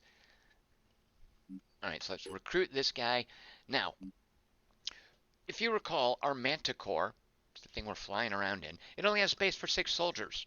So what happens to, what was that guy's name? Kyle Allen? What happens to him? Glad you asked. Kyle Allen is, oh, wait, how's he on the Manticore? 1, 2, 3, 4, 5. Oh, I only had 5 people. Math. We could have recruited Kyle Allen if the Manticore was full, and he would have gone back to the base. There's a lot of the somewhat questionable interface decisions and tedium in this game is related to the fact that you will have multiple bases all tracking where different vehicles and soldiers are. And I'm not convinced the interface is up to snuff, mainly because this isn't sortable. If I could just click this and get a sortable list by location, boy, that would make life so much easier once you get to the mid-game. Rhino Paxton, are you reading comments from the other chat? I'm not seeing some of the comments. Rhino, yes. Hold on, I have to cough. Rhino, yes, this is simultaneously live streamed to YouTube. Lord Kosk is not impressed by the globe. What's wrong with the globe? Why are you hating on the globe? Look, you can zoom out. You can zoom in. It has contour lines. There's a mountain.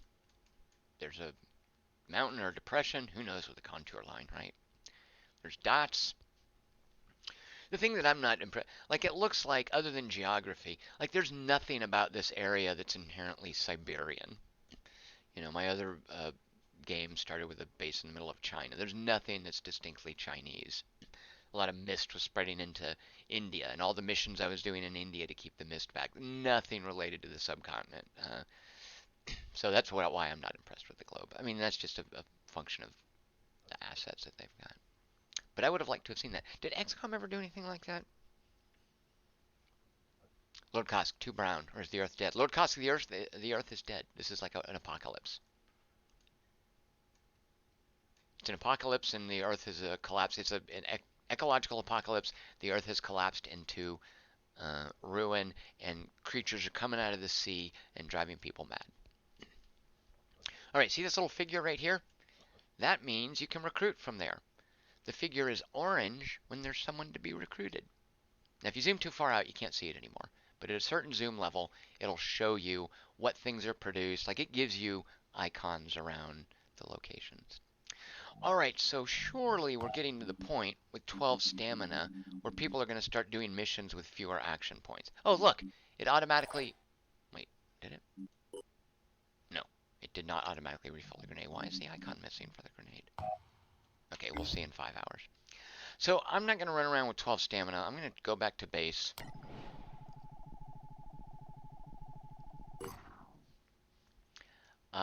And do you recover stamina when you're just riding around? No, you don't. 12 stamina. I guess you have to be at base. Luke, hello. Thanks for the special stream, Tom. How does the game look, you guys? Luke, I'm into it. I mean, I've been streaming it for 3 hours. Jeez. If you'd asked me, I would have said hour and a half, maybe 2 hours. All right. So we're injured because remember, blue, it's not your mana, it's your health. I don't know whose idea it was to make health blue. We're injured. One of the things we're building in our base, it's only halfway done, is a second medical bay so that we can recover more quickly. That won't be done for another couple of days. All right, so we have nothing to do but sit and wait, watch our scan expand.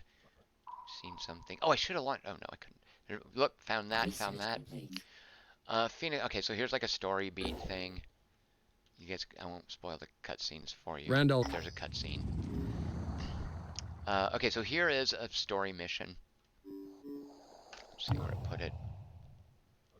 So you can see here, oh, we know there's a Phoenix base. You don't build bases in this game. You discover them in Eastern Asia. And,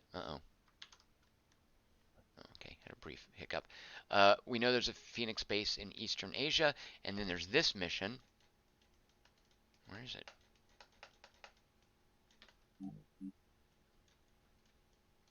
Oh, right here. Why didn't it jump to it? Is that the Kuril Islands? What do you call that? The islands that Japan and Russia fought over? I don't know what that's supposed to be. It should... Oh, yeah, it did. Okay. So you're like, where's this? And you click on it, and it shows you. Can I reach it? Yes, I can reach it. So I'd have to stop here to refuel, and then go here. Can I reach it from here? No, I can't. Plus, I'm flying over mist. Ugh! I don't like how close the mist is to my base. That's uncool. That's not how my other game went. Alright, well, we're still resting. Did we manufacture a grenade yet? Let's just check. It didn't get replaced. No, I don't like that. I was hoping if I queued it up, it would automatically put it back in the slot. I don't like that one little bit. Uncool game.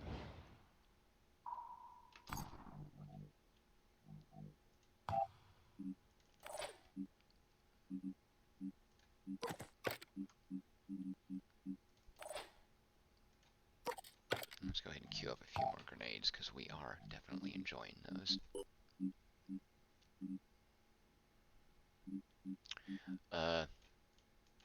you can filter by stuff specific to classes.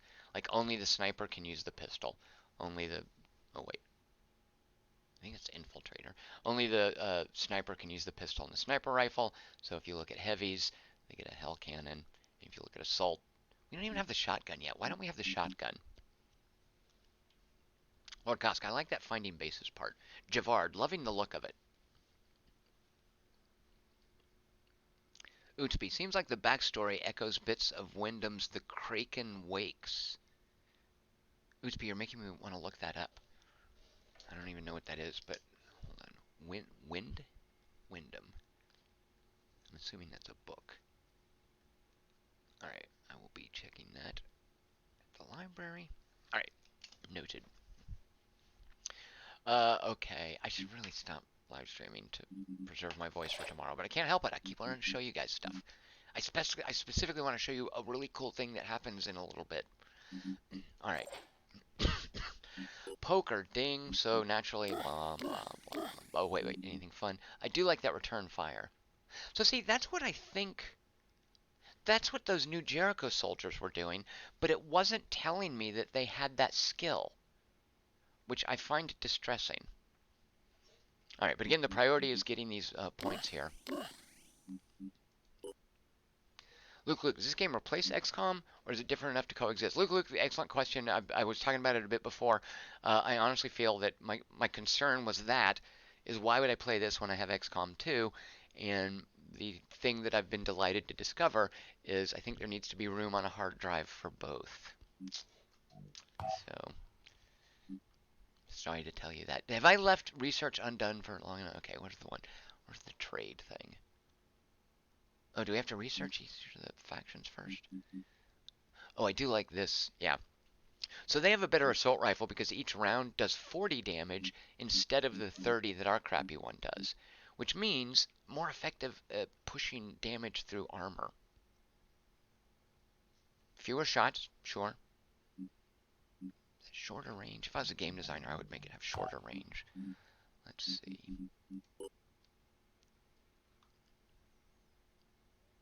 Yeah, shorter range. 20 to the Ares is 25.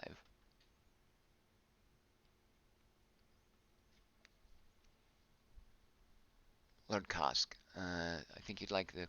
Wait. Oh, 2 of 3 games in the series. Wait, what series? Oh, Hero of the Kingdom. Okay. For a minute, I thought you guys were talking about the Kraken Wakes thing, which is, I presume, a book. All right. We've recovered some stamina from resting. Still have some health to heal up. Let's just finish healing up. Oh, no, research. I needed to queue something up there. Let's research New Jericho. Oh, right. These researches just give you stuff. Where's the research that unlocks new things? That's 2 whole days. I don't know about this. Look at this. Oneric Delirium Index, the ODI, which is kind of like a Doom track. And I don't... Oh, this is what I want. Haven Trade Protocols. I kind of don't understand it yet. I've unlocked it in my other game, but not a lot has been... there haven't been a lot of systems. Actually, there haven't been any systems that have referenced it. So, I'm not really sure what that is. Alright, just finish up some healing. Scan complete. Alright, we finished a scan. We're actually going to fly down here and then start a new scan here, which will then extend out here and presumably unlock the question mark sites, one of which will be our second base. We'll just go ahead and finish healing just to be safe. No point taking wounded soldiers into battle. Wait for the blue lines, wait for it. Wait for it, wait for it. Research complete. Okay, check this out. See this? We know, and we knew from looking before, if I were to click on Haven Info, it would show that there's farms here. If I was to click on Haven Info here, it would show that there's farms in a factory. Check it out. Oh, research, sorry. Why are gears research? Gears are like industry or production. Everyone knows research is a test tube or a flask. Come on. It's iconography 101. So I can fly there. I can't do it remotely because you have to carry supplies back and forth. I can fly there and trade for food and research. Did you guys play Plants vs. Zombies? Where there was a very simple economy of research, crew, what was the third thing? I think like building materials or something. Basically the same as this, like this. And you could move around different places and trade research. And as you were playing the game and needed, or trade resources, as you were playing the game and needed particular resources, it might determine where you would go next. Because it's like, oh my god, I have so much research, I'm going to need some crew. Like, oh, I got a bunch of my crew killed. Oh, this place is selling crew, let me go over there. So this works very similarly on this big ass globe with all these points with the havens. And it's partly why it's important to have good relations with at least one of the havens. If two of them hate you, no big deal. As long as one of them likes you. Alright, everybody's almost healed. Let's get, oh wait, do another research. I should actually queue up a few. Let's just go ahead and get those. I want this one first. 6 days, but we'll wait. Okay. Alright, finish some healing. I'm waiting for Fogey. He's the most hurt. We're sitting around doing nothing to save the Earth because Fogey's resting with his feet up. Oh, check this out. See that? That is not what you're thinking it is. That is not a penis. That is a ship. If I were to go to this haven... oh, I guess I have to go there. Oh, yeah, look. Look at this mission. Steal aircraft. If I were to go to this haven, I could do a mission that would get me this aircraft in addition to my Manticore. Right now, I've just got the one aircraft. And actually, would it... yeah, I've got room for another aircraft. So I could have a Manticore flying around, just doing trade if I wanted, or carrying guys around to do missions. And this Synedrion is like a hovercraft. It's faster, but it carries fewer dudes. So I could go steal that from them. And because we don't like them, this is our new Jericho playthrough. I don't care if they hate me. The only reason I'm not doing it is I don't really have anybody to carry around in a second aircraft. Also, the aircraft theft missions are kind of difficult. You have to get to a point. Well, you know what? You guys will find out on your own when you play it. All right, Fogey is finally recovered, just as the nighttime line is catching up with us. So whatever mission we do next is at night. I don't know the difference between night and day missions. Although I did send them some questions earlier this morning. Let me just see if they got back to me. Because one of the questions was, hey, what's the deal with night and day? Hold on, let me just check my email. Here we are watching Tom check email. And, yep, no responses. Alright, they've got better things to do, I'm sure. It's the day the game is launching. Come on, Tom. Alright, do we want to check this out on the way? No, we'll check it out on the way back. Okay, so we're coming down here to then launch an area scan here, and then go do this mission here. I feel like I'm forgetting something. Nope. Do I need to be manufactured? Nope. Oh, here's what I'm forgetting. We want to take their, let's see what their mission is. Oh, here, right. I even read it up here. So I now have an ongoing mission to... oh, shoot, I did it with the wrong faction. That's not what I meant. We can just ignore that. Here, wait. Here are our buddies. Undo. I'm not doing that for you jerks. This is the one. They want me to sabotage a energy generator for the Disciples of Anu, the religious faction. All right, there. Oh my gosh, I offered to do a mission for these guys, and I don't even like them.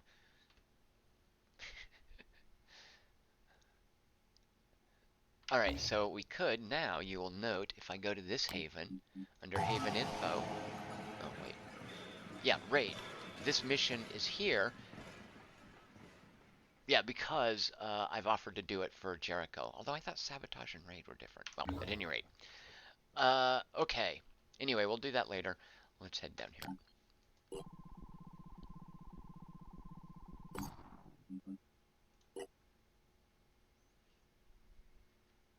Construction complete. Okay, so here's a little multiple choice. Look at that. It's like steampunk, isn't it? Look, an airship, a dirigible, a zeppelin. Is that actually in the game? Yes.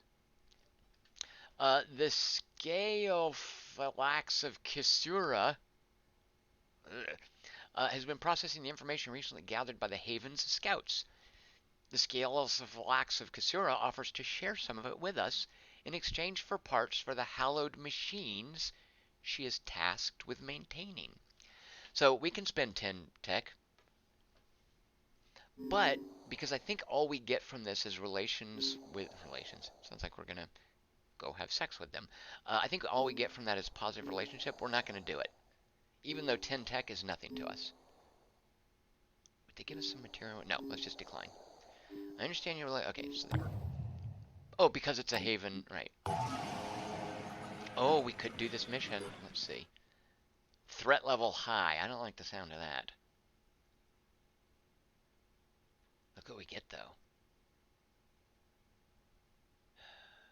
Should we do this while everybody's in ship-shape condition? Evie Harris, the leader of Kisura, this haven, would be very upset with us. Let's not do that yet. Let's not get too ambitious. Okay, let's give ourselves options. All right, so launch the area scan. Explore this area. By the way, the area scan costs 25 of these doodads. Exploration site. Nothing found. After several hours of exploration, nothing useful was found. Boring. All right, let's do this story mission, and then I should call it a day. All right, exploration. Oh, this might not. Yeah.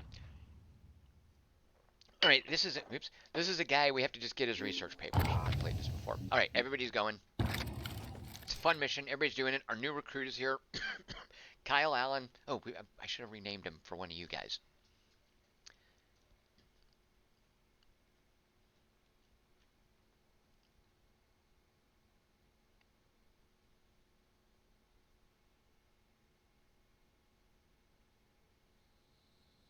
Here we go. Standing by. Pointless picture of it, yeah. Alright, so what we have to do, if I'm not mistaken, obtain Sims's journal, which is in the second story of this. We've done this mission before, so we have to go upstairs. How do you get upstairs, Tom? Excellent question. You can go up here, which comes up here. You come out on this balcony. You climb up this ladder. You go through this door. You get it there. Alternatively, actually not alternate. Yeah, where does that go?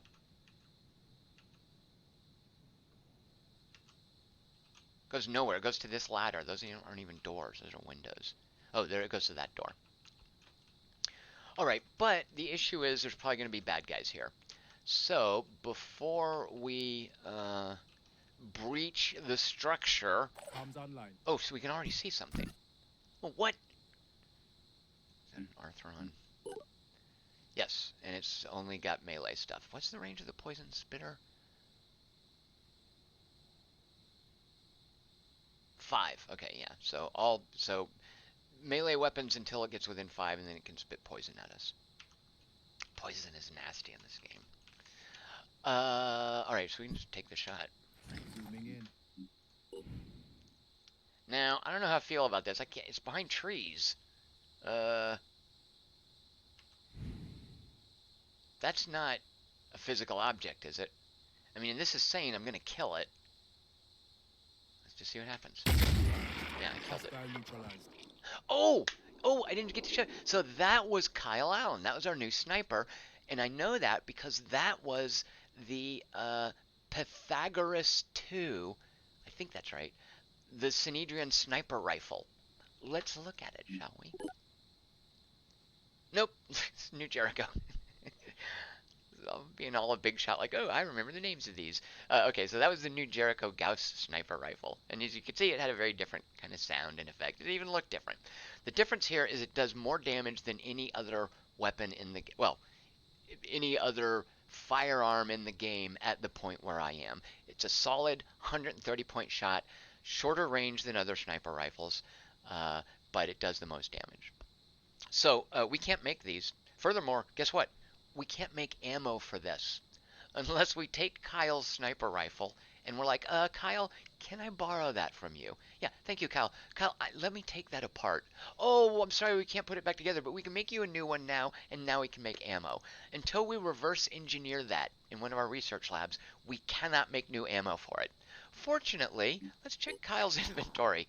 Kyle has one magazine. Oh, they call it a magazine, not a clip. Good for them. Kyle has 10 more bullets for that. Kyle has no magazines for his New Jericho pistol, which again does more damage than the other pistol. So, but because this is our New Jericho playthrough, we're going to buddy up with them. Eventually, they'll teach us how to make that stuff. Alright, so Kyle can still overwatch with his pistol, so you just keep an eye on that little slice over there. I don't want to go in this door yet. I want to give monsters one turn to move, in case we can hear them. There's no rush here.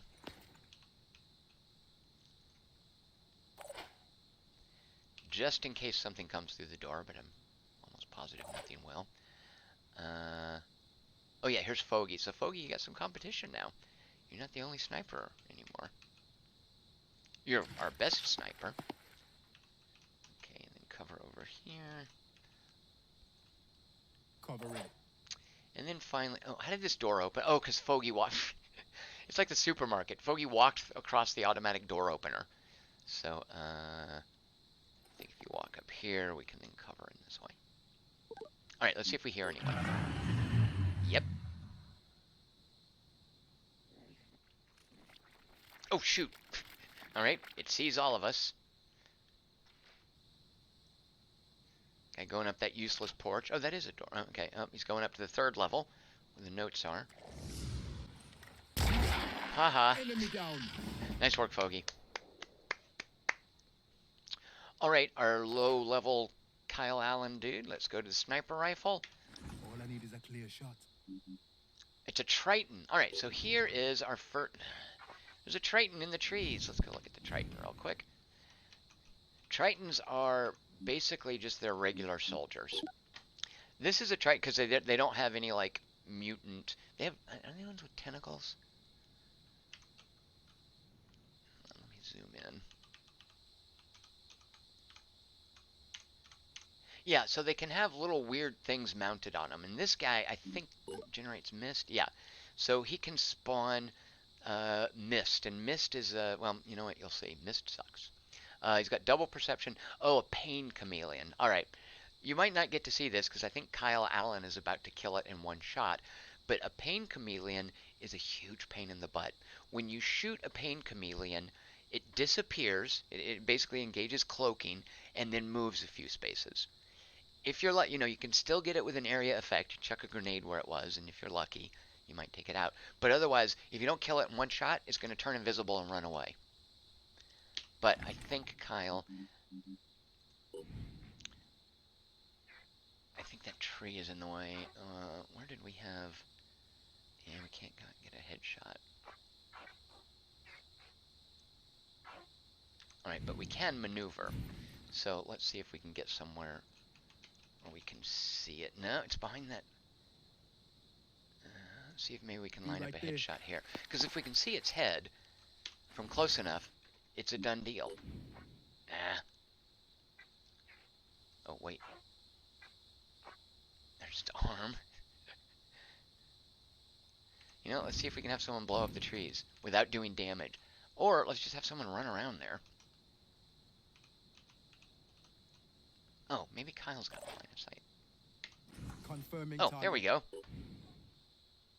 Head. Now, I'm pretty sure that that's going to hit.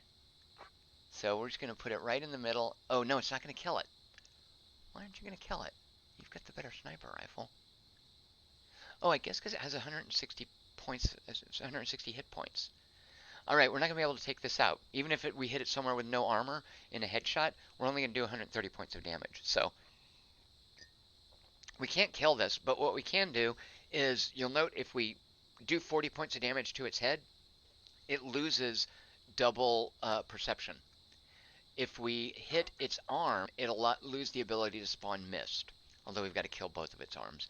If we hit its legs... oh, if we hit its handgun, it's only got a pistol, it can't shoot us. If we hit its legs, it'll lose movement points. There's the other arm for spawn missed. But let's just go for a headshot. Alright, so we did fine. We, of course, hit it in the head. Oh, now it's pain chameleoning. But what we can do is... let's have someone... I kind of lost track of where it was. Let's see if we can chuck a grenade over there. Here. Or we could just go on Overwatch for when he uncloaks. But I think... I don't have a sense for how far they can go when they cloak. Let's just see how that does. Well, we killed some trees. Alright, with our remaining action points, oops, let's go back to the gun. There we go. And let's just go to Overwatch. Alright. It can't have gotten far. So let's just make sure we have this area covered. Holding position. A couple of different shooters. Because remember, there's a guy over here who's about to walk into this office, and then there's a guy on the ground floor, on the second floor. Yeah, he walked on the ground floor up to the second floor.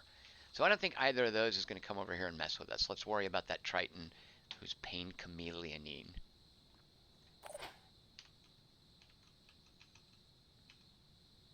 As soon as he uncloaks, we should get him. Repositioning. Actually, that might have been a little too close.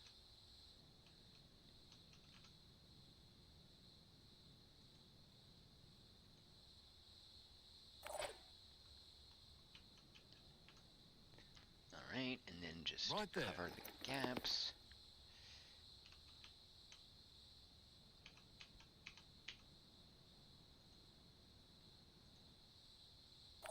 And he doesn't have enough action points left. Oh, but if he goes to the pistol, he has enough action points. And then we have one more. Poker. Oh, who's right up against this door. I don't think... yeah, that thing went up to the second floor. It could theoretically...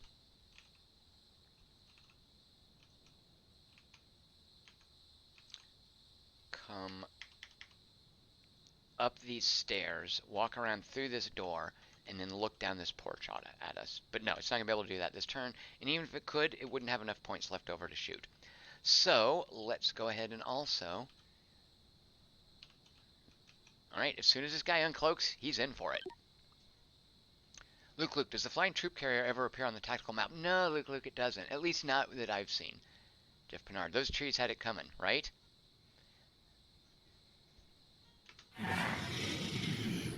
Go ahead, uncloak. I dare you.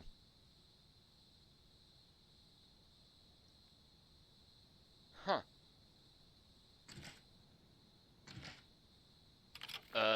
Shoot. It just sounded like he said F you. I mean, we didn't have any, how come we lost will points? I guess from missing. There's mist. So he's spawning mist. Don't stand in that. You lose will points. Furthermore, when you stand in it, all monsters everywhere have line of sight to you. Oh, there he goes. We can hear him, but not see him, it seems. Why are they picking on that guy? I think they missed. Okay. So I count 3 on the map. If there is a 4th, we haven't heard it. There's a 4th. Alright, well, okay. Oh yeah, look how done for he is. So he's bleeding 10 per turn, so he could last 5 turns. Let's finish him off. Alright, we've got something back around here. And we've got this guy in the mist. This guy's shield is deployed. Let's see. Well, let's just see first what our snipers can do.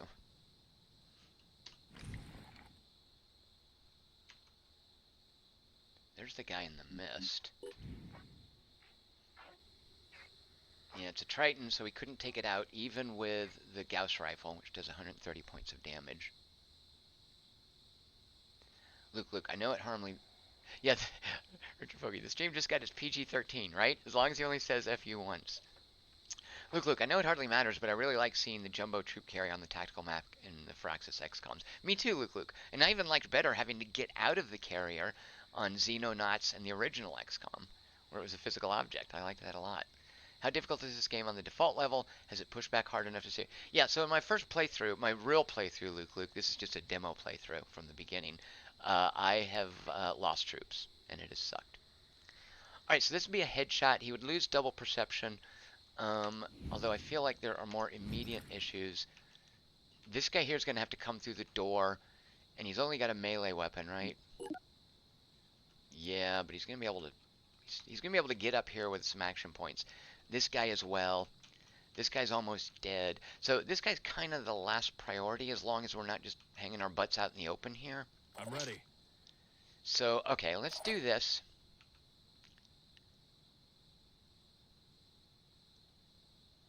Okay, let's come around here. Hostile spotted. Alright, so that's a Triton. We could shoot him there. But no, let's go ahead and get a little bit better line of sight. Because he's not on Overwatch, because I think he would have shot us now if he was on Overwatch.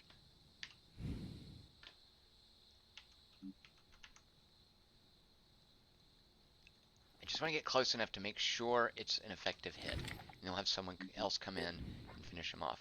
Alright, so that's a headshot. It's going to do, just for sure, he's got 10 points of ammo. All of it is going to get through, except for this is a Ares AR-2 assault rifle, AR-1, whatever. It's going to do 6 40 point. Wait. Well, I can look up here. It's going to do 6 shots that do. Hold on. I just have to refresh my memory. Yeah, 30. Why was I saying 60? So it's going to do 6 30-point attacks, but they have to punch through this 10 points of armor on his head. I'm definitely going to hit his head. So each shot is going to do 20. It's going to do 120 points of damage. No questions asked. Strictly deterministic. 120 points of damage. Oh, and bleeding. And he lost will. Oh, and he had Pain Chameleon. And it looked like he's about here. Alright, we'll stand there. Coordinates. Actually. Stand here. So this isn't... So it's just the Tritons that have Pain Chameleon, right? And it actually shows... Yeah, Pain Chameleon. I don't like him running off like that. Hornbostel, can you just fire from here? And finish off that guy? He's behind trees.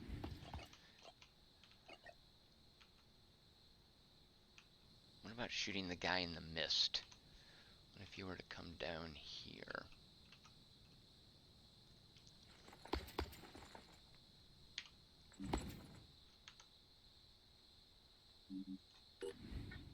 Yeah, look how big that... Oh, it's just such a... I mean, it's a big-ass cannon. It just can't be that accurate. Alright, fingers crossed. Because it'll kill it. Look at that. Wait, how is it killing it? Oh, it's killing it because it's 180 points of damage. Oh, yeah. So it's 180 points of damage. So even the 12-point armor, even if it hits, it's dead. But here's the if. Here's where there's a random chance. It's also covered partly. Alright, wish us luck. So close. Hornbostel, you're fired. Clean out your desk and get out. Confirming target.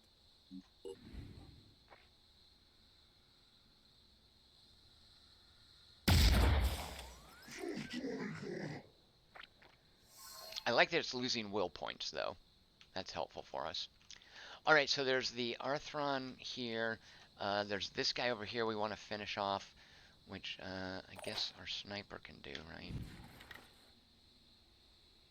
That's weird. Oh, I see. He's looking through that gap. We could pretty safely get an arm shot, but I think we're going to go to the sniper rifle Confirming and target. shoot that guy out there. Oh, man, he's behind that rock.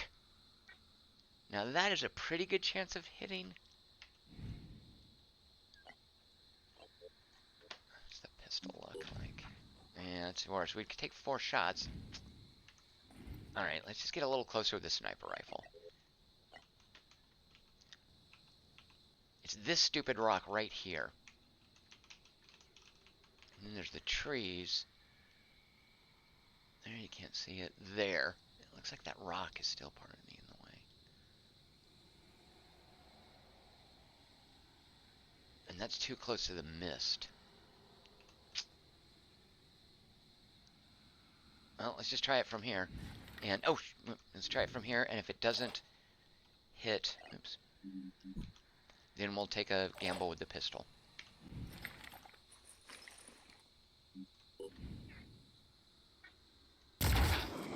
We got him. And we can even use the pistol now and go to a little Overwatch. Although we could also just take a shot.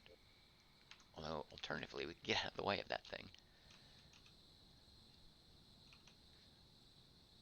I don't know where. Okay, this maybe is safe. So we've got 2 of those cloaked things. Alright, so you're hiding. You come up here. We know this guy's going to probably come through that door. Who else has points? Go to your pistol.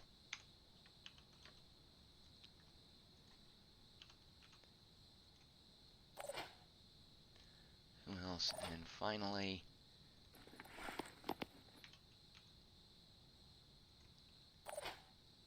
Alright, wish us luck.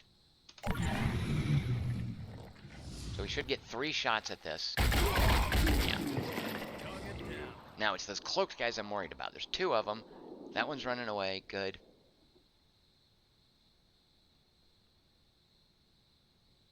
See what the other one's doing. He's coming forward. Uncool! He got a headshot against... Was that Kyle Allen, our new sniper, or was that Fogey? Standing by. Fogey, you got headshotted. Let's get some revenge, right? So, Fogey, your head is disabled. Look, you have 0 head hit points. Oh, you're bleeding 10 points per round. You know what? Maybe you should patch yourself up, Fogey. Let's make sure that we take care of this threat. Hornbustle, you need some... Oh, and it's just a... Now, here's the thing, too, about the way the fire works. In XCOM, I couldn't fire at something that I couldn't see. I don't think I could. Maybe some weapons let you. Here, I know there's a sound of something. I can do this. I can just fire blindly. Let's give it a shot. I think we killed it. I think it died, because remember, if we got a hit with this, it's dead. I feel good about that. Fogey, get back here. Use your med kit. Fogey says, my weak point. And you even have an action point left with the pistol. You do. Just in case that's a thing, just put your pistol in Overwatch there. Okay, Hornbustle, you can just move over here. We have that injured pain chameleon dude this way. I'm here. So let's just work our way. I forgot what he had. They have the mist generators, and the other one just had, I think, a pistol, right? On the move. And let's just come out here and overwatch him in case he decides to uncloak. Holding position.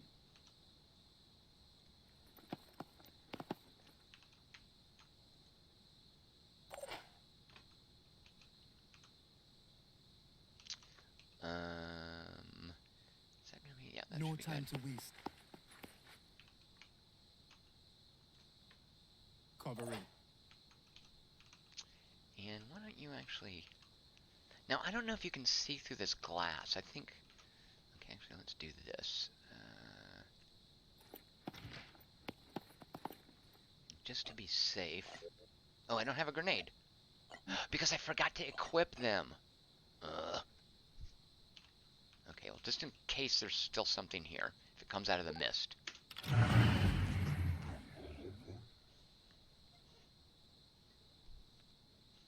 Alright, well, that ended the turn.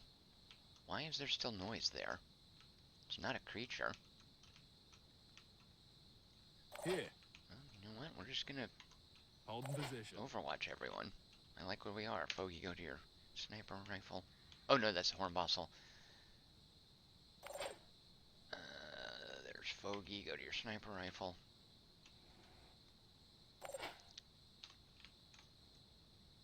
Providing overwatch. Overwatching. Don't think there's anything in there. And I'm not walking in there. You lose will I'll keep points my eyes when you open. walk in there. Here it comes. Yeah. No. I think it was going to bleed out anyway. Now, I know from experience this mission, our objective is to go up there and get the journal. Even if the map is empty, it's going to make us do that.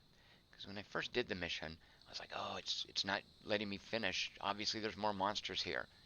But I am 99% positive there are no more monsters here. We certainly haven't heard any. Just to be safe. Yeah. The one that was on the second floor, if you recall, ran out on this balcony, I think, and jumped down. Alright, let's just keep overwatching this area here. Because I think the mist will eventually clear. Right there.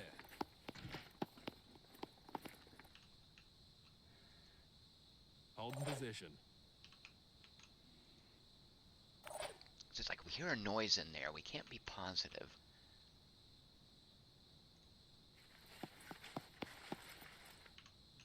Is mist noisy? Could be. Jeff Bernard, do enemies that run away ever leave the map? No, I don't think so. Now, we could leave the map if, for instance, someone has a bleed that's going to kill them because they don't have a health kit or they can't get close enough to one in time. You can just run away. Go here and exfiltrate. Alternatively, if like your weapon breaks or you run out of ammo, you don't have to sit around on the map and get killed. Go here and run away. I don't know if the monsters have a similar option, although they do. On many of the maps, there's a red skull, which I thought was where they spawned, but maybe that is where they can exit. I'm not entirely sure about that. Oh, actually, you know what? Come in here and accompany. Double time. Oh, actually, that might have been imprudent, because if something is here and walks as well, we'll find out.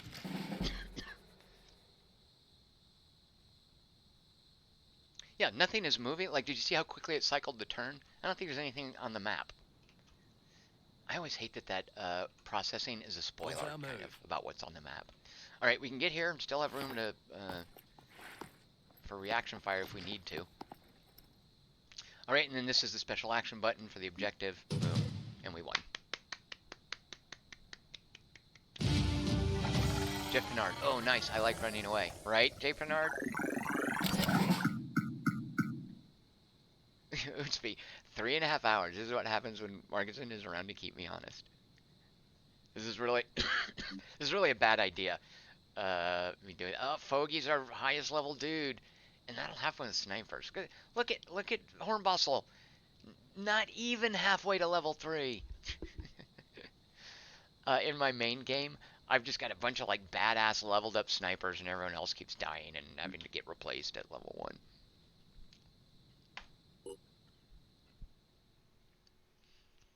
Alright, I'm going to do this for 10 more minutes, and then I really should call it a day. Snipers always get crazy XP in these games, right? Especially if they... Because I don't think... Like, Hornbostel's running around, and he's doing his part. Like, he's doing literally doing the heavy lifting, but he's not getting any props for it, any kudos, any XP. I think it's a little weird. I mean, I guess I'm okay with that. It's nice to have a badass sniper. Alright, story stuff. Analyze the documents. We got tech, we got materials, which is this stuff, which is great. We have 3 new story missions unlocked. And a cutscene, which I'll skip. Has the world Philip? I really wish it would automatically equip those. But at least it does show us here. Okay, we know he needs to equip something. Oh. Oh, that's why we don't have enough grenades. All right. We know Fogey leveled up. Oh, right. This is our new guy.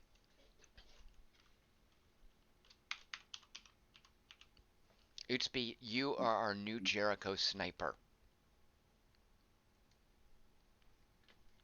I'm gonna give you a color. Everybody gets their own color. How about... I don't think anyone has purple yet, Ootsby.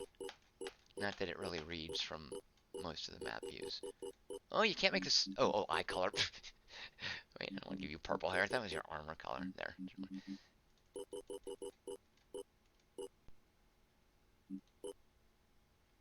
That right there, that shade of color, that's called Palin Red.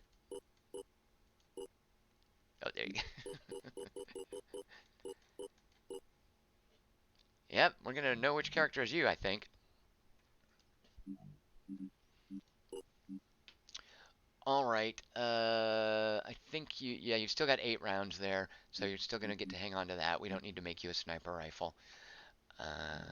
By the way, when you get people killed, you end up with a lot of extra equipment because they die and their armor and weapons are retrieved. How nice is that? I think even when you flee, it does that. It's like a courtesy.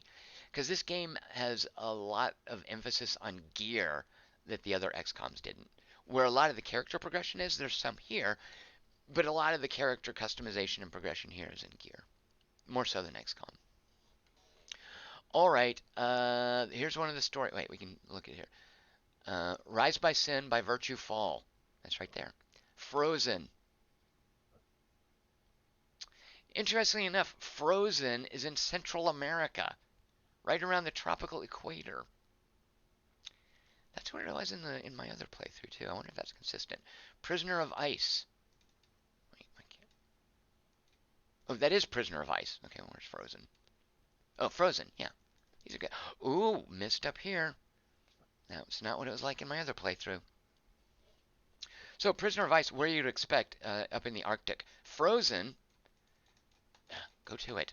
Oh no, Prisoner of Ice is Central America, Frozen in the Arctic, and Rise by Sin by Virtue Fall right over here in, I guess, China. All right. And now I definitely feel my voice going, so that I could do this all day. There's really cool stuff coming up that I want to show you guys, but maybe I'll live stream more of this on Friday. So I'll be here on Wednesday at 6 p.m. Pacific to show you some Disco Elysium, which is basically a text-based game. Yep. So probably a lot of reading. I don't even know if I'll be able to make it a full hour. We'll see. I lasted for quite a while today. Thank you guys so much for watching. This has been Phoenix Point, out now on Epic Games and Steam, except no, not on Steam. I know there's a lot of people are mad about well, I think it was because when they were a Kickstarter, when people supported them on Kickstarter, it was with the understanding that it would be available on Steam, and partway through the campaign, actually I think after the campaign closed, am I right? They were like, we're an Epic Game Store exclusive. So folks who are really invested, and I can understand this, in the Steam ecosphere, if you will, felt slighted, and that's completely understandable.